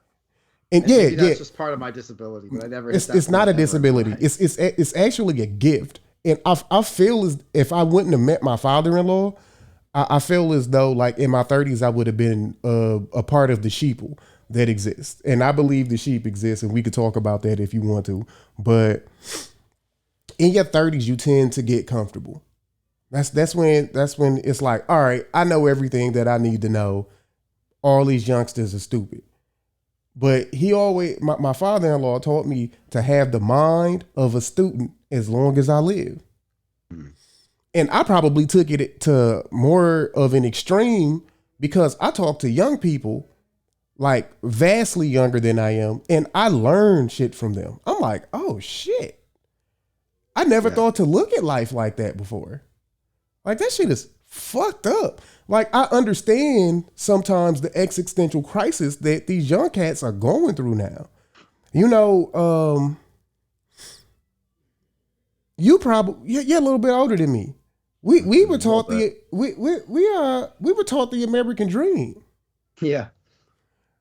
And that's wild. The American dream is a wild thing. And another thing that the American dream is stripped out of, like all things that we teach are good, it is stripped of trauma or any storms that you will ever have to walk through throughout the entirety of your life. I think it is really important because we talk about what's the word that you use to make we're talking in a way to make people understand. I guess I'll break it down into a higher level of layman's terms, but storms are going to happen, irregardless whether you are an anarcho-capitalist, an anarcho-communist, anarcho-syndicalist. Storms happen. That is a part of life. And I understand why you say now in our conversations, when I talk about human nature, you're like, well, one of the biggest defining things of human nature is our ability to adapt. And I think it's the most understand that fundamental. more. Yeah. I understand that more now. Um, Man, I tell you what, bro. I know me and you sometimes have like the same conversation like over and over and over again. It may seem like that in your head, but you don't know the way I balance things. I'm like, say it to, because you have a way of explaining things, and then you'll explain it in a different way, and then I'll ask you the same question like 4 or 5 different ways, and you adapt to the question because you answer the question in different ways. It's still the same answer, but what I'm doing is I'm dialing in. All right, so this is the obstacle in my head, and each time that you explain it, I'm shaping what the obstacle is. Like, is this a wall that I have to run through? Is it a hurdle that I have to jump over, or is it something to where I have to become like water and mold to it? And Well, that's what Bruce Lee would do. yeah, yeah, yeah. And I think that's something that a lot of people don't do. I think that me and you have a respect for one another because both of us mold to fit Right. what the other person is saying, not necessarily change into what the other person is saying, but we turn into water so that way we can listen to one another. We don't solidify or become cognitively dissonant. Like, well, no, my way is the only way. It's like, oh shit, I never thought about it like that before. That shit is crazy. Yeah. And I feel like that's right there. That's one of the huge cultural shifts. This is not something I'm going to necessarily blame on capitalism because it's just not. I could point out how alienation and competition and things are incentivized in capitalism around that. But I think like people are gonna, they're gonna like there's no system that's gonna make people immune to misunderstandings, right? And like this is gonna sound real weird, but like I saw this movie when I was real young, and I didn't know that it had politically shaped me when I was a child. It's only after going back in my life and like doing recapitulation and like getting the data of different aspects of my time on this planet that I was like, holy shit! Like I wasn't old enough to even have access to any of the language around this, but this is how it hit me. There's this movie called The Poseidon Adventure, and it's essentially just the story of like a cruise ship that tips over in a tidal wave. It's a disaster movie. This was like way back in the like early 80s before like it was easy to make anything, right? And so the structure tipped over and now nobody's status mattered, right? Like literally it didn't matter if you were the millionaire on the cruise or you were the busboy. This sounds like an Everybody, episode of Black Mirror, but go ahead. well, it was an old ass movie, and I just remember when I was a kid that just hit me. It like went into my neurology. I had no idea, other than I was like fascinated by the movie. But that's what I took away from it. And within that movie, this is hella heavy-handed, but most storytelling is. Like the rich person was like when there was a person that was like beneath them in status, and they're like in the potential, like, oh, I'm gonna die, help me. They were like, no, I'm not gonna help you, and like saved themselves, right? And I just remember in that, heavy-handed morality tale that movie was putting forth at that point, like, okay, like, yeah, that's greed, thinking about yourself and all that, and but like that's not because this person was one thing or another. It's just because that person made that choice based on what they believed. Like that's how I interpret. Like basically, it doesn't matter who you are. You make the choice to help that person up, or just be like, "Fuck it, I'm gonna help myself." It doesn't matter. And that was true because status was now irrelevant in the structure that they were hanging on in anyway. So there was nobody politically backing that choice. There was no external coercion by a state. It was pure survival.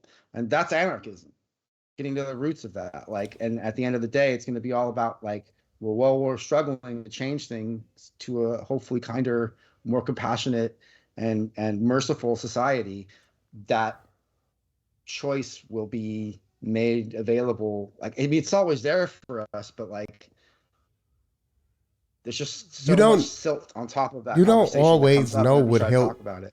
We don't always know what help looks like. True. Is an incredible finding.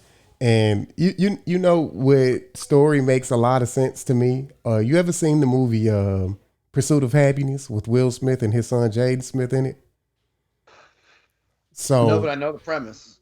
All right. Well, it was a story that his son said in the middle of the movie. The story was a dude had fell into the ocean, right? And he prayed. He said, "God, please help me." A boat pulled up to him and they were like, "Get on." And he was like, "No, don't worry about it. God help me." A second boat pulls up and says like, "Let me help you. Get on. Don't worry about it. God help me." And then the man dies. And when he dies, he meets God.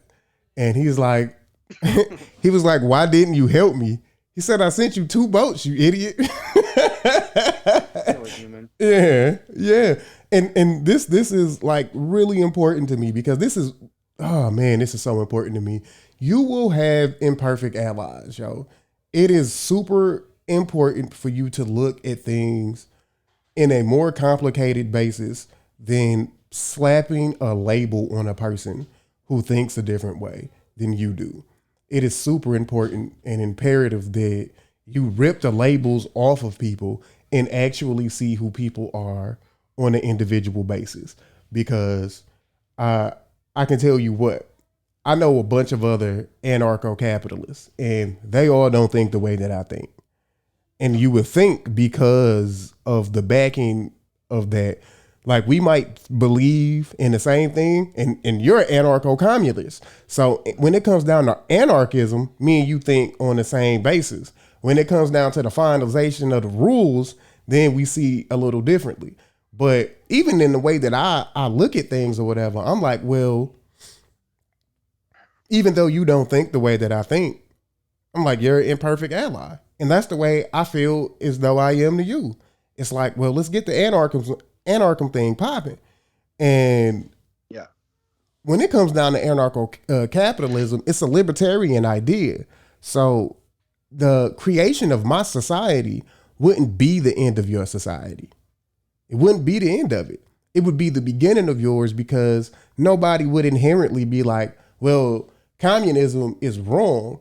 They're like, we would be like, hey, we doing capitalism right here. If you want to go communism over there, by all means, communism over there. And, you know, a good thing about many societies being created in the same place is, as much as this is an idea in my head, as much as it is an idea in my head, if my ideal was to fail, then I would have the perfect examples of the next thing to do right across from me. Democracy means that we're inevitably going to mix our ideas, Mm-hmm. It doesn't matter what we feel about that, right? That's like so if we're talking about anarchism, I tend to see within myself and others, I'm not trying to separate myself from this, that anarchism starts as a reactionary perspective, right? Fuck this, fuck these things, fuck them all, fuck this, fuck that, fuck that. All right. I want to hand right on. Hell yeah, punk rock. You know, like I'm not mad about it. Like speak that truth of like, yo, this shit sucks because it's truth. Like there are really fucking gnarly things going on in our society that cause great harm and great suffering, and that's complicated. And seeing where hierarchies are unjust or perceived unjust, like I hope that never goes away. I hope the anarchist spirit lasts forever. I think it will. I think it's like adaptation to difficulty is going to cause people to go outside of perceived rule sets. Innovation will do that. New discoveries will do that as well, right? So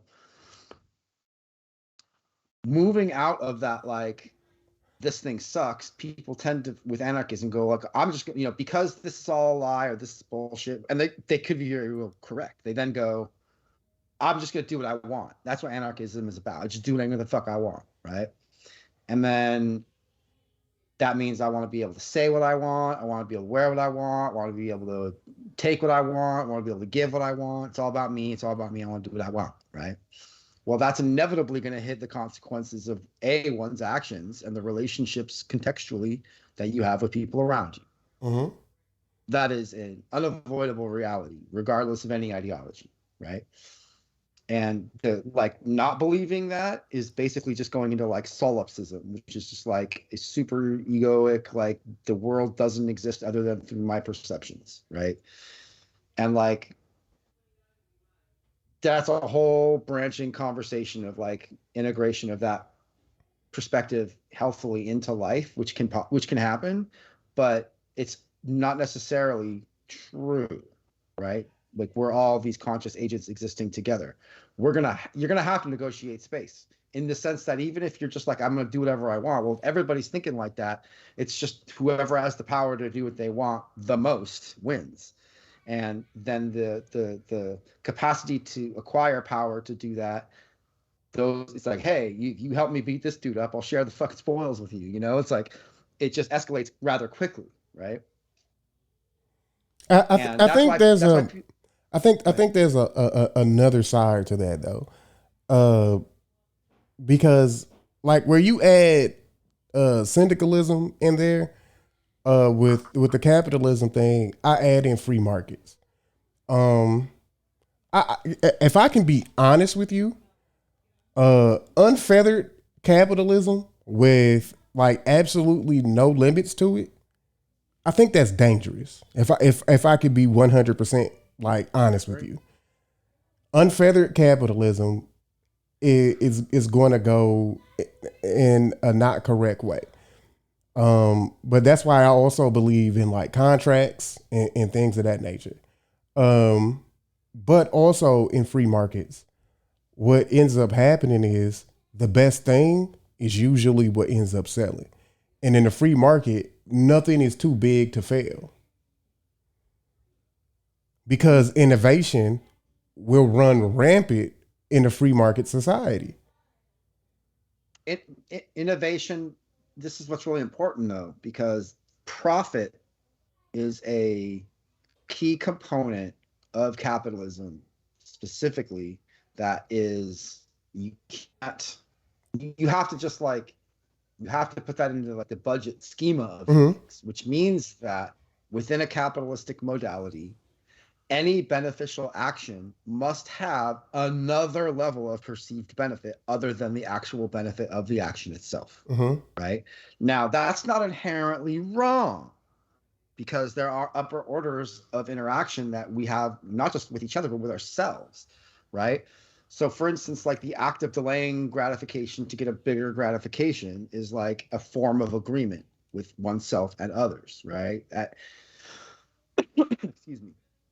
So when you're talking about free markets, right? So if the best thing wins and there's no competition, that means that everybody in theory has access to the best thing because it's the most beneficial for everybody, right? So within an anarcho-syndicalist perspective, that would become what it becomes in capitalism as well, in the sense of the need to set agreed upon standards and practices that are safe and reliable. I don't think capitalism works in the scheme that everything is better for everybody. I think the ideal of pleasing everybody that's a part of any organization that's an extremely hard thing to do. There's levels of it. For instance, if you're like, oh, yo, we just found how to make blankets that don't burst into flames randomly while you're sleeping at night. right? Yeah, Like but that's right. good to the consumer, but No, it's I not. get that. Let me finish. Let me play this out because I'm gonna make a huge distinction here, right? Like a capitalist is gonna be like, I'm gonna be rich. So many, and I'm noble because so many families are not gonna burn to death in their houses based on this technology that, in theory, you did all the innovation yourself. Most likely in a capitalist society, you had workers doing it for you. But let's just say you did it all yourself. You had a lab in your house for some reason, and you had the ability to manipulate matter in a degree and test it and put it through tests. So you could be like, I made a product that is this blanket that is safer, right? In a capitalist society, you benefit more the more you withhold that. The less the community gets, the more you get. In a communist society, no one would, in an anarcho-communist society of your own free volition based on the cultural code of existing of the culture, you'd be like, yo, everybody, guess what? We're all a little safer across the planet now. Do with that what you will, right? Now, the likelihood that there's going to be people that you have relationships with to which that discovery is going to cause them to go, I would like to gift you shit, right? Like that's where free markets become complex. The idea of a market is really it's just exchange. It's all exchange, right? And a market is a gathering exchange. Historically, it's because you had to literally get in a cart and bring your whole livelihood into a market square and exchange that way. We don't have to do that anymore. Like we have robots that can do that for us and shit. So the dynamics changed drastically. That's why you have tech companies essentially becoming the government. That's why the contradictions of capitalism as it involves state control and quote unquote free markets is a conflict that's never going to end, man. And it's a predictable conflict that the people in the bottom are always going to suffer from the most. I don't know, bro. Man. Well, I guess this is exclusionary, and it's kind of not the general. It's the exception and not necessarily the rule. But come up stories exist. There are people who rise from the bottom of the ranks. Um, but that's where I also add the skill matrix into what I believe in. Mm-hmm. I believe even if you're at the bottom ranks of a corporation, the corporation could be paying your bills for the time being. But when you're not dealing with the corporation, you could be going to go get a skill that will better help you navigate through life or add to your life like a little bit more. Um, like in talking to you about this, right? Like in a communist society, your bare bones idea is nobody should be homeless, right? But your bare bones idea isn't everybody should have a mansion. You're like you should have a roof over. Look, man, not everybody can have a mansion, and not everybody wants a mansion, That's a fact. That's a right? fact. And And like, go ahead. that same thing exists in capitalism. Not everybody can have it, but not everybody wants one. But you could continue. Right, but the difference is that in capitalism, the mechanisms are baked into the system to be able to acquire fuck tons of homes and leverage their scarcity for your own benefit. The goal is to get rid of that shit, which the only people are going to be mad about that are the people that are like really into that and their perceived benefit that they get from that. But if we can find ways to be like, hold on a second, like what do you really want? Like, do you actually enjoy kicking people out of their houses and leveraging like lack as a living? Is that like, because if you're super into that, we can just put you aside and deal with you in a minute. We'll figure that out. But in the meantime, if what you're actually trying to do is just make a living so you can enjoy the things you like to do in life, then how can we make it so that you're getting that without having to leverage other people's homelessness? Right. Yeah, and I dig that. I most definitely get like your process of eliminating rent and eliminating homelessness. I I rock with you on that. Capitalism to me, it goes beyond necessity though, because premium goods exist. Um, Sony makes premium cameras. Canon makes premium cameras. Nikon makes premium cameras, and things of that nature. I would like premium things to exist in the market or whatever, and Absolutely. I would like people to be able to have access to premium things. But here goes the thing: in a Mm-hmm. skill based metrics, uh, those who have the skills to acquire profit get what they want. And in your means, and I would be in agreement with you, let's say we created homes for the less fortunate and they lived off of let's say a ranch style home.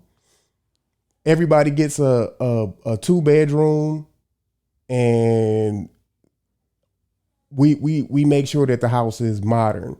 We modernize the house, like, let's say, every 4 years. Every time we change anything, we modernize the house. I don't think that that's like a bad way of doing things. I think that you have to also add want to the metrics as much as you want to add need, Mm. because the thing about capitalism is it incentivizes people to create people's wants because of the Well, profit margins. right. And there's a thing though, it's that Like an iPhone isn't a necessity. A flip phone could in certain contexts it is. Having a cell phone is, it's almost impossible to like do the job yeah, but market an right now without cell iPhone, and I was really specific. Sure, sure. Okay, you know, I respect that. Fair enough. 100%. Like best standards and practices that are shared with everybody is a net benefit, right? That's an agreement that I don't think any economist is going to disagree with, right? The I think the only real disagreement that's going to come from our two different camps is the ownership and the power dynamics of that, right? So like um we could sit here and natter about what works and visualize what we could natter about what doesn't work and visualize and have vision, which is good. It's good to have vision about what might work. But at the end of the day, just to ground this, it's about being practical, because we're where we are at with this process of like dealing with all this change that we're all going through, right? So there's a hack that I kind of want to introduce that I think is good for bridge building, right? I ask people all the time when I try to like engage people on this level, like if like something happened tomorrow, let's just say like some innovation happened and it was like a paradigm shift, right? It doesn't matter if it came from a corporation, doesn't matter who invented the corporation. The technology itself is so great that like, oh shit, we don't need money anymore. Like, let's just say it was some AI that came along and went like, here's an equation. If you all do this, you'll all have everything you need, right? Uh, and you didn't need money anymore. What would you do, right? And the people that I get the biggest just rush from hearing are the ones who are like, I wouldn't be doing anything different, right? That's the goal. That's the goal, is to create systems that allow us to do the things that we love to do.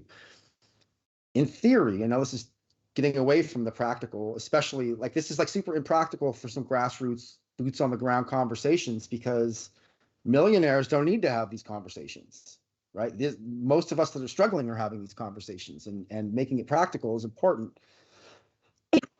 Excuse me.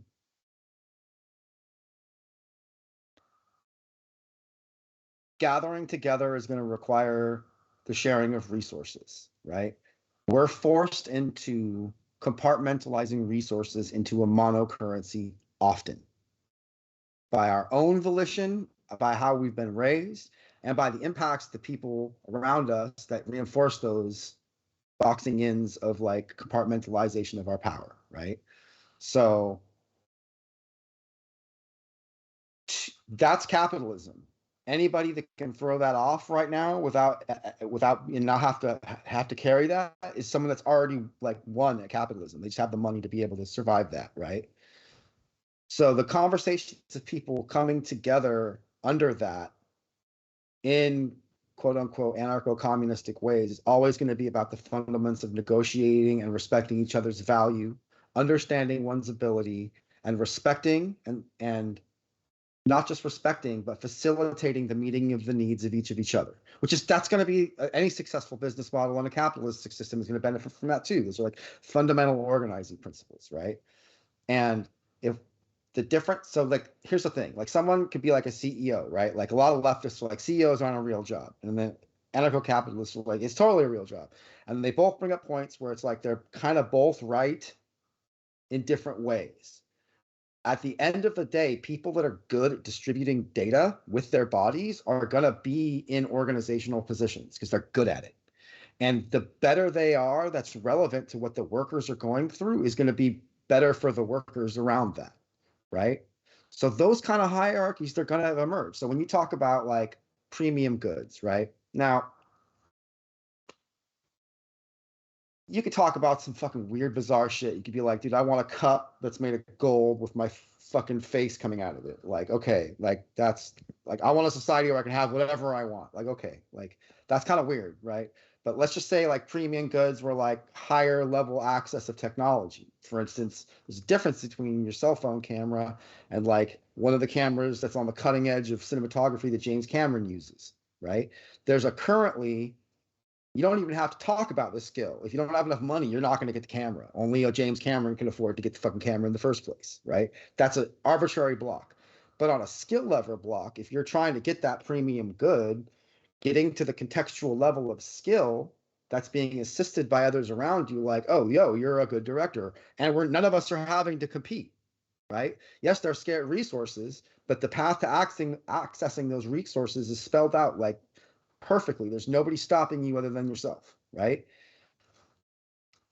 The acquisition of those premium resources, when someone gets skilled enough, the community that's managing that nodal point of distribution can agree to like divest essentially of one of their members and in a sense invest, but it's not an investment in the traditional capitalistic sense. Basically saying like, look, you're such a good director at this point. You've proven it to the audiences, you've proven it to yourself, you've proven it to your family and your community, and you've proven it to the people who gather together in the professional labor pool to do this. So you now have like in your personal property one of these cameras, right? And we can talk if you break it. But like now you can take this and branch off from the infrastructure that you've been relying on and do your own thing. And eventually maybe start a new node of activity, which innovates and everybody like benefits from. But if it's cooperative versus competitive, it's like in any economy where there's limited resources, there's going to be competition. But if the competition is leveraged against your ability to eat, sleep, and have love, entropy is going to rule the roost. It's a closed system at that point. Because why else is anybody doing anything other than to do those things in the first place, right? And when you have enough money to get your needs met for the rest of your life, anything above that is literally unnecessary. It's still a person's that owns that much, but at that point, it's like such a contradiction in terms. Like it doesn't add anything to the economy. It's literally not going into other people's hands to be spent to generate the motivation of labor, which is what capitalism claims to do. But this is the result. You get these bloated tick pockets that you're incentivized, right? So how do we pop the tick pocket without jeopardizing the access to what we all need, right? I think that's the goal. And it's an understood oversimplification because I get where you're coming from, but I understand where you're coming from. Like everybody with a camera isn't necessarily a professional. You know what I mean? In photography, you would call them a GWC, which stands for a guy with a camera. In combating those who are bored or downridden or have other things that they're going through or whatever, sometimes those premium goods or services serve a purpose.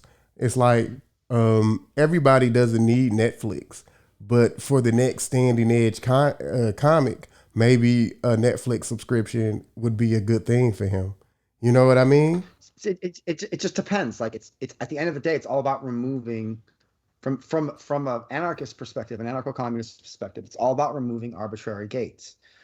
what is the net cost of giving everybody Netflix other than the cost that's already there to make the production of the tools that distribute information in the first But place? It's like would basically subscriptions like exist copyrights in a would be communist? gone.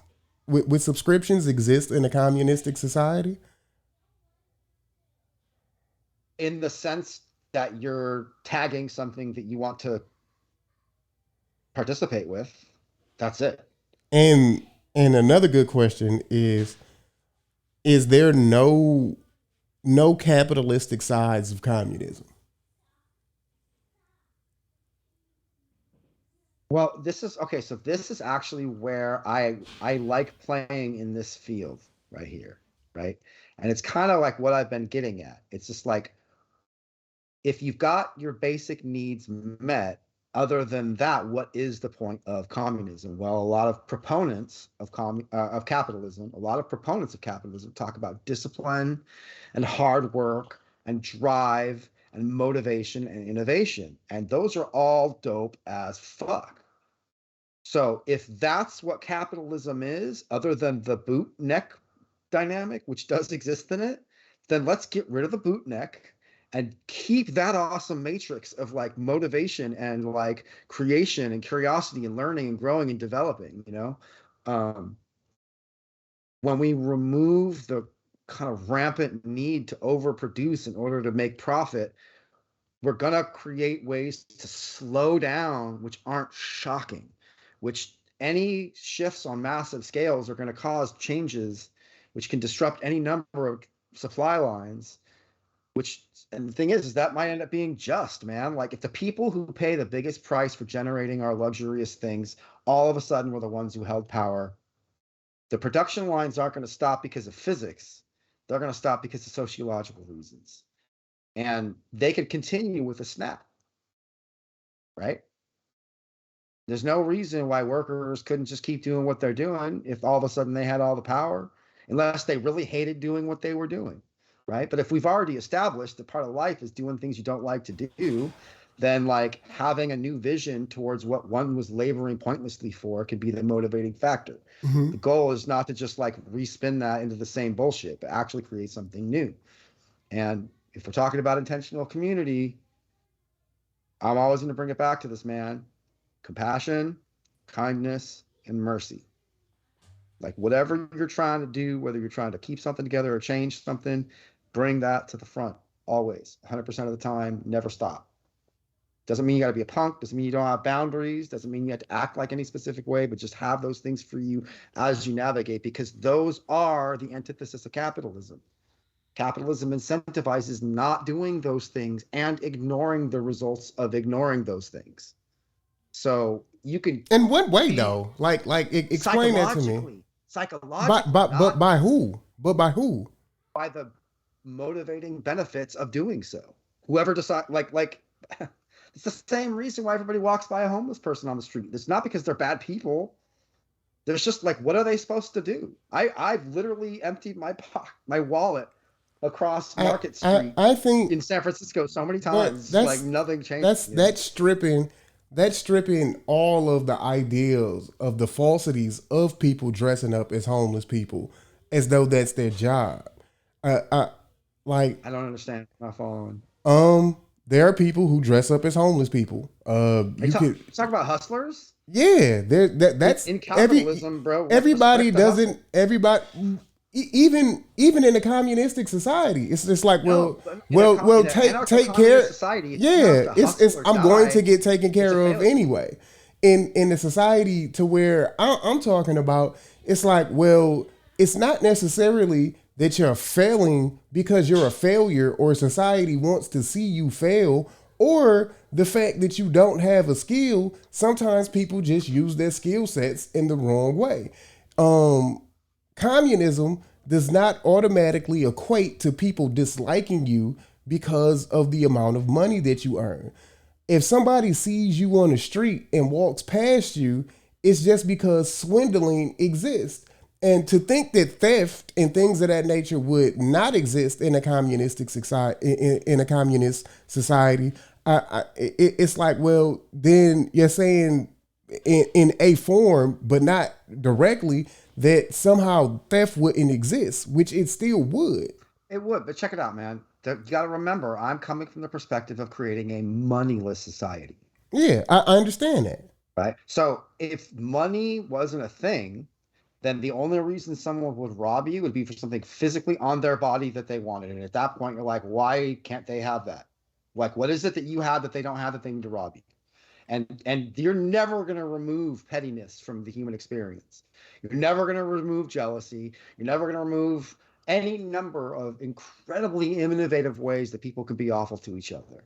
But we can mitigate that the best we fucking can by putting the bottom line in a different place, If right? you remove cash today, the most immediate thing that we would jump to next would probably be the either the bartering system, or people would probably try to use crypto, but crypto is still No, fiat money. no. And what would happen is all the major corporations, because if we lost money like suddenly, the only explanation would be that the federal government essentially failed, and that would be if that even if that happened, like this federal government vanished for some reason, what would happen is corporations and states will just develop their own currencies, their own banking systems, and repeat the same thing, iterated in smaller clumps, still fighting with each other, still developing the same forms of conflict and downward weighted trauma that wicks upward and causes every rising and falling in the process of the thrashing that is that process.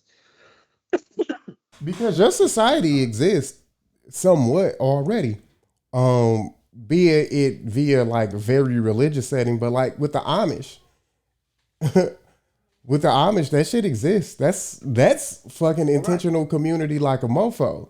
And that's why we brought this up in the beginning. Like when the very beginning of this conversation, we brought up religion. Yeah. And the goal, and I said it then, I'll say it again. The goal is to find what works about that and strip away the shit that doesn't work and only use the shit that does work. And so like this is okay, so here's an interesting thing. Not a lot of people know this about like anarcho-communism kind of anarchist perspectives. A lot of anarchists, especially when they're in their beginning phases of following the process, they're like fuck all religions. Like religion is anti-anarchist, right? Like if you're a religious, you can't be an anarchist. They're incompatible.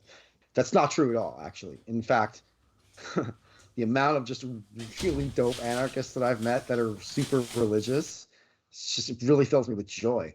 Uh, and it when someone so one of the components of anarchy for me that's important is self-acknowledgement, self-understanding, self-respect, uh self-accounting, and self-critique, right? So like, and self-accountability, right? So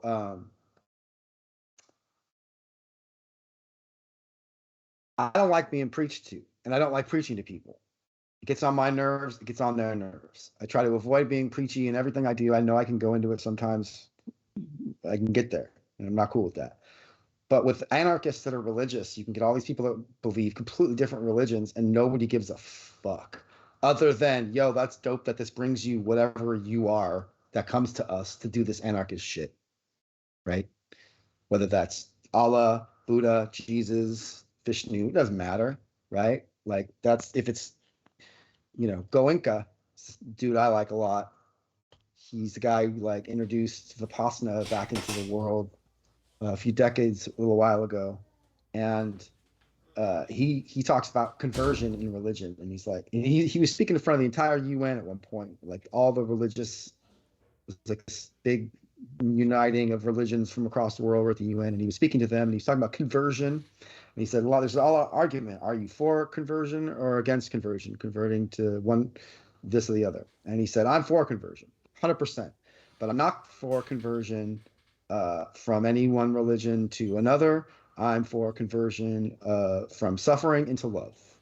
Mm, And that's good. he said any religion that exists is fundamentally offering that to its adherents. And we all need to remember that, because when we start losing sight of that, that's when we start fighting, and you lose like the actual benefit of religion, which is like the coming together and intentional community to deal with suffering, right?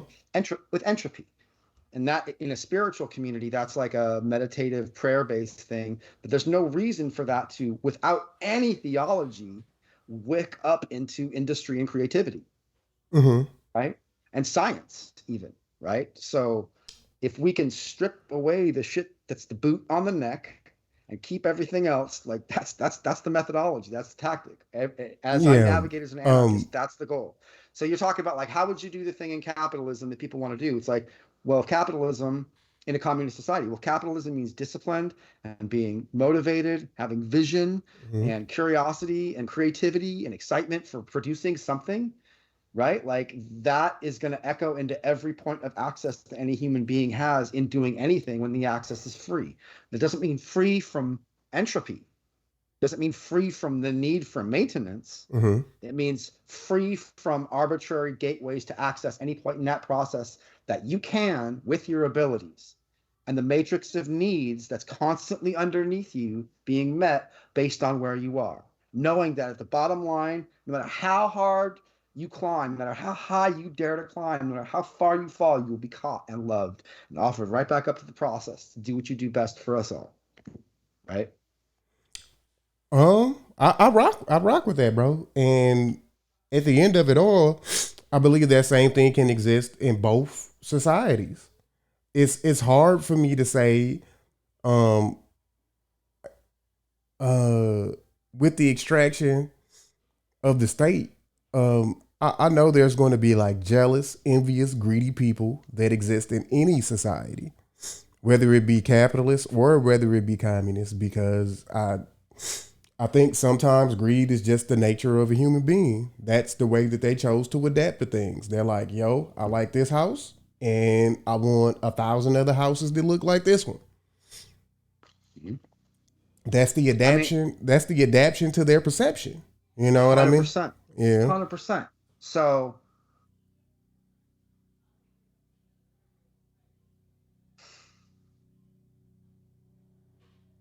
I love this conversation, by the way, bro, because this I do is too. it's really difficult to navigate through this. So, So okay, so I feel like if I was to throw this out there, and I feel like this is really practical for any organizational endeavor, like the concept of worth has a power to it, right?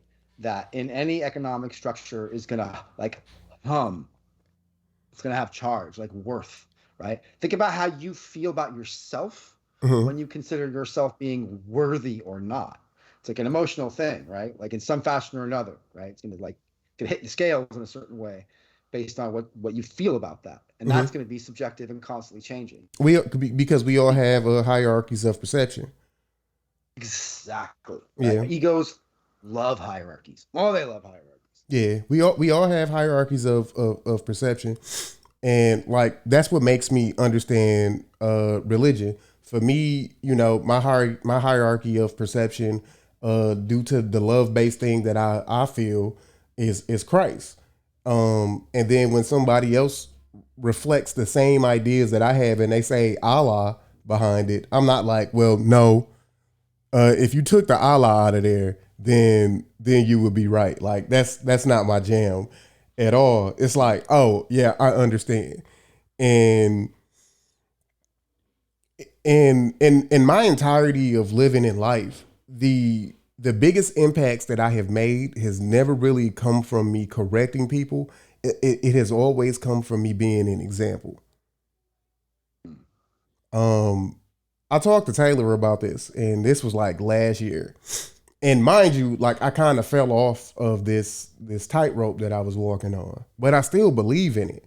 I believe in it strongly. I believe if you believe in something, you act out your beliefs. Yeah, absolutely. I think that's behavioral science, right? You act out what you believe in, and if you say that you believe in something and you don't see yourself literally behaving in the way that you say that you believe, then that is a easy way to catch yourself in ideological possession. And a lot of people don't realize when they're ideologically possessed. I catch this all the time, and that's why I listen to people all the time. I listen to people all the time because I know how to say three words that has become odd in this day and time. You want to know what those three words are? What's that? I don't Don't know. know. Yeah, yeah. High five. For sure, for sure. And if people learn how to do that more instead of being extremely dogmatic about what they believe in, then they would have the capacity to say those exact same things. That's why other channel I work on, Church of Heathens, exists. If that's not something to say, hey, I'll have imperfect allies, then what is? We're all like the concept of perfect is just a fucking sham. It's just best to throw that out. Well, you want to know what though? It is practically, but on a perception basis, I think quite a few people think perfection exists. That's rough. It is, That must be exhausting. bro. Well, do you see how old pastors look? Most pastors got that. Or They got that whole bald spot missing, like directly in the middle of their head. You know what I mean? It's because everybody's stressed out in 2023. they're That's the stressing, thing, though. bro. They had that head since I was a kid. Because it's this country club lifestyle, bro. You can't talk to people. It is extremely hard to talk to somebody from a perfectionist stance because the minute you mess up, everybody is on your case. But if you talk to somebody from an imperfect stance, then you could talk to everybody because no matter what perception you have, unless you're talking to one of these country club delusional mofos, everybody's like, oh. And I believe the cliche or the way that people say it is he's down to earth. That's what I think of. I'm like, oh, well, there goes another imperfect person accepting another imperfect person. And that's it. There's a lot of people who view themselves as imperfect and also view other people as imperfect, but their imperfection is more wrong than their imperfection. It all sounds so fucking exhausting. Yeah, but That sounds like a recipe for neurosis to me.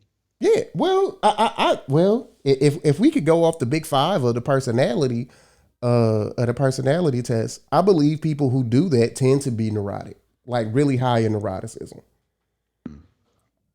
They don't know how to handle bad information, so the only way for them to appear to people is for them to put a mask of perfection on.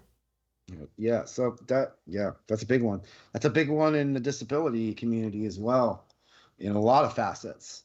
The conversation of having to mask one's disability in order to navigate, and the cost that costs the individual who's doing the masking.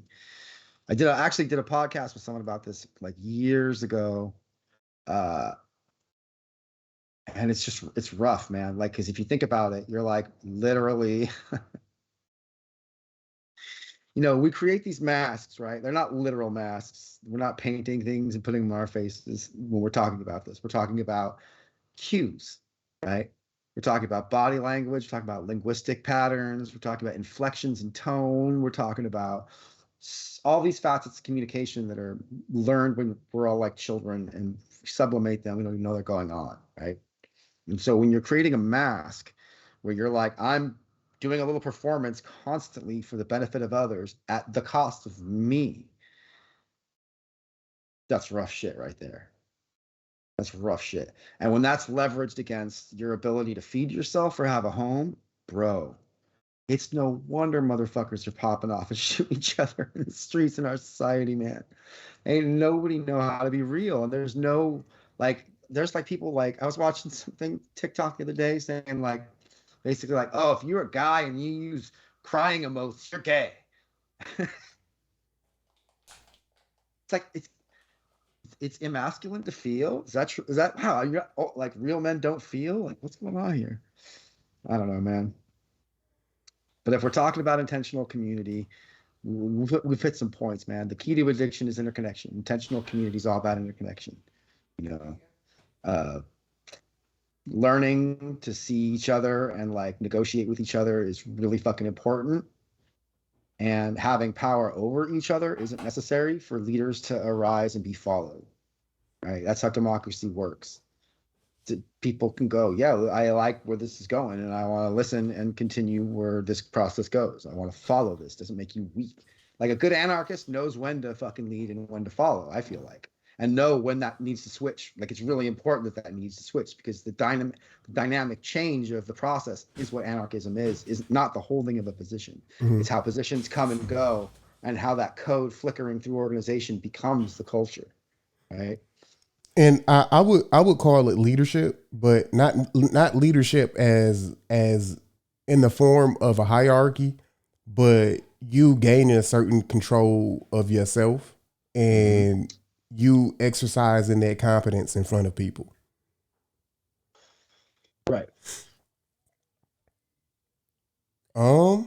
Man, we ran through it. It's about 11. If you got any closing statements, or if you want me to close it out first and then you close it out, however you want to do it. Yeah, I guess if I want to throw something out for people to consider, it's that if you're feeling lonely and alienated and disconnected, perhaps think about building something with others in a tangible, physical way in your area. That's what intentional community is. We're all kind of playing with it in flickering, fluttering ways on Discord. Like we have this new level of atmosphere that community extends into, and it's absolutely a factor. I'm not saying don't do that, but coming together in groups to live and thrive together is where it's at. That's how we're essentially going to survive any change. I guess my ending statement would be this. There's this animation that came out a while ago. My homeboy Grizzy, if anybody in here is familiar with the Church of Heathens, put me on. And it's called The Common Citizen. And what it was two parents who raised a kid in a house with mask on. And they had a form of artificial intelligence helping them the whole time. And if you're good at looking at analogies, it's kind of like what we're going through now. It's a bunch of people with masks on, with artificial intelligence helping them navigate their way through lives. That's funny. Yeah. And what ends up happening is after the son gets old, the parents die. And he gets introduced to his wife. And the son is grown up this whole time with his mask off, which is what children are. They're maskless creatures. They can't help but be themselves in their entirety. But after watching their parents live with the mask on for forever, when it was time for them to put their mask on, they just accepted it. I'll end this by saying this one more quote, because I'm gonna tie it in together. Simon Sinek talked about fear, and the way that he worded this, I really loved it. He said, if a man was to go into a bank and rob it with a banana, he would still be charged with armed robbery. And it's not the fact that he had a banana in his pocket that would get him charged with it. It's the fear that he gave to other people that makes him complicit in the act of armed robbery. Mm-hmm. So as you put these masks on, pay attention.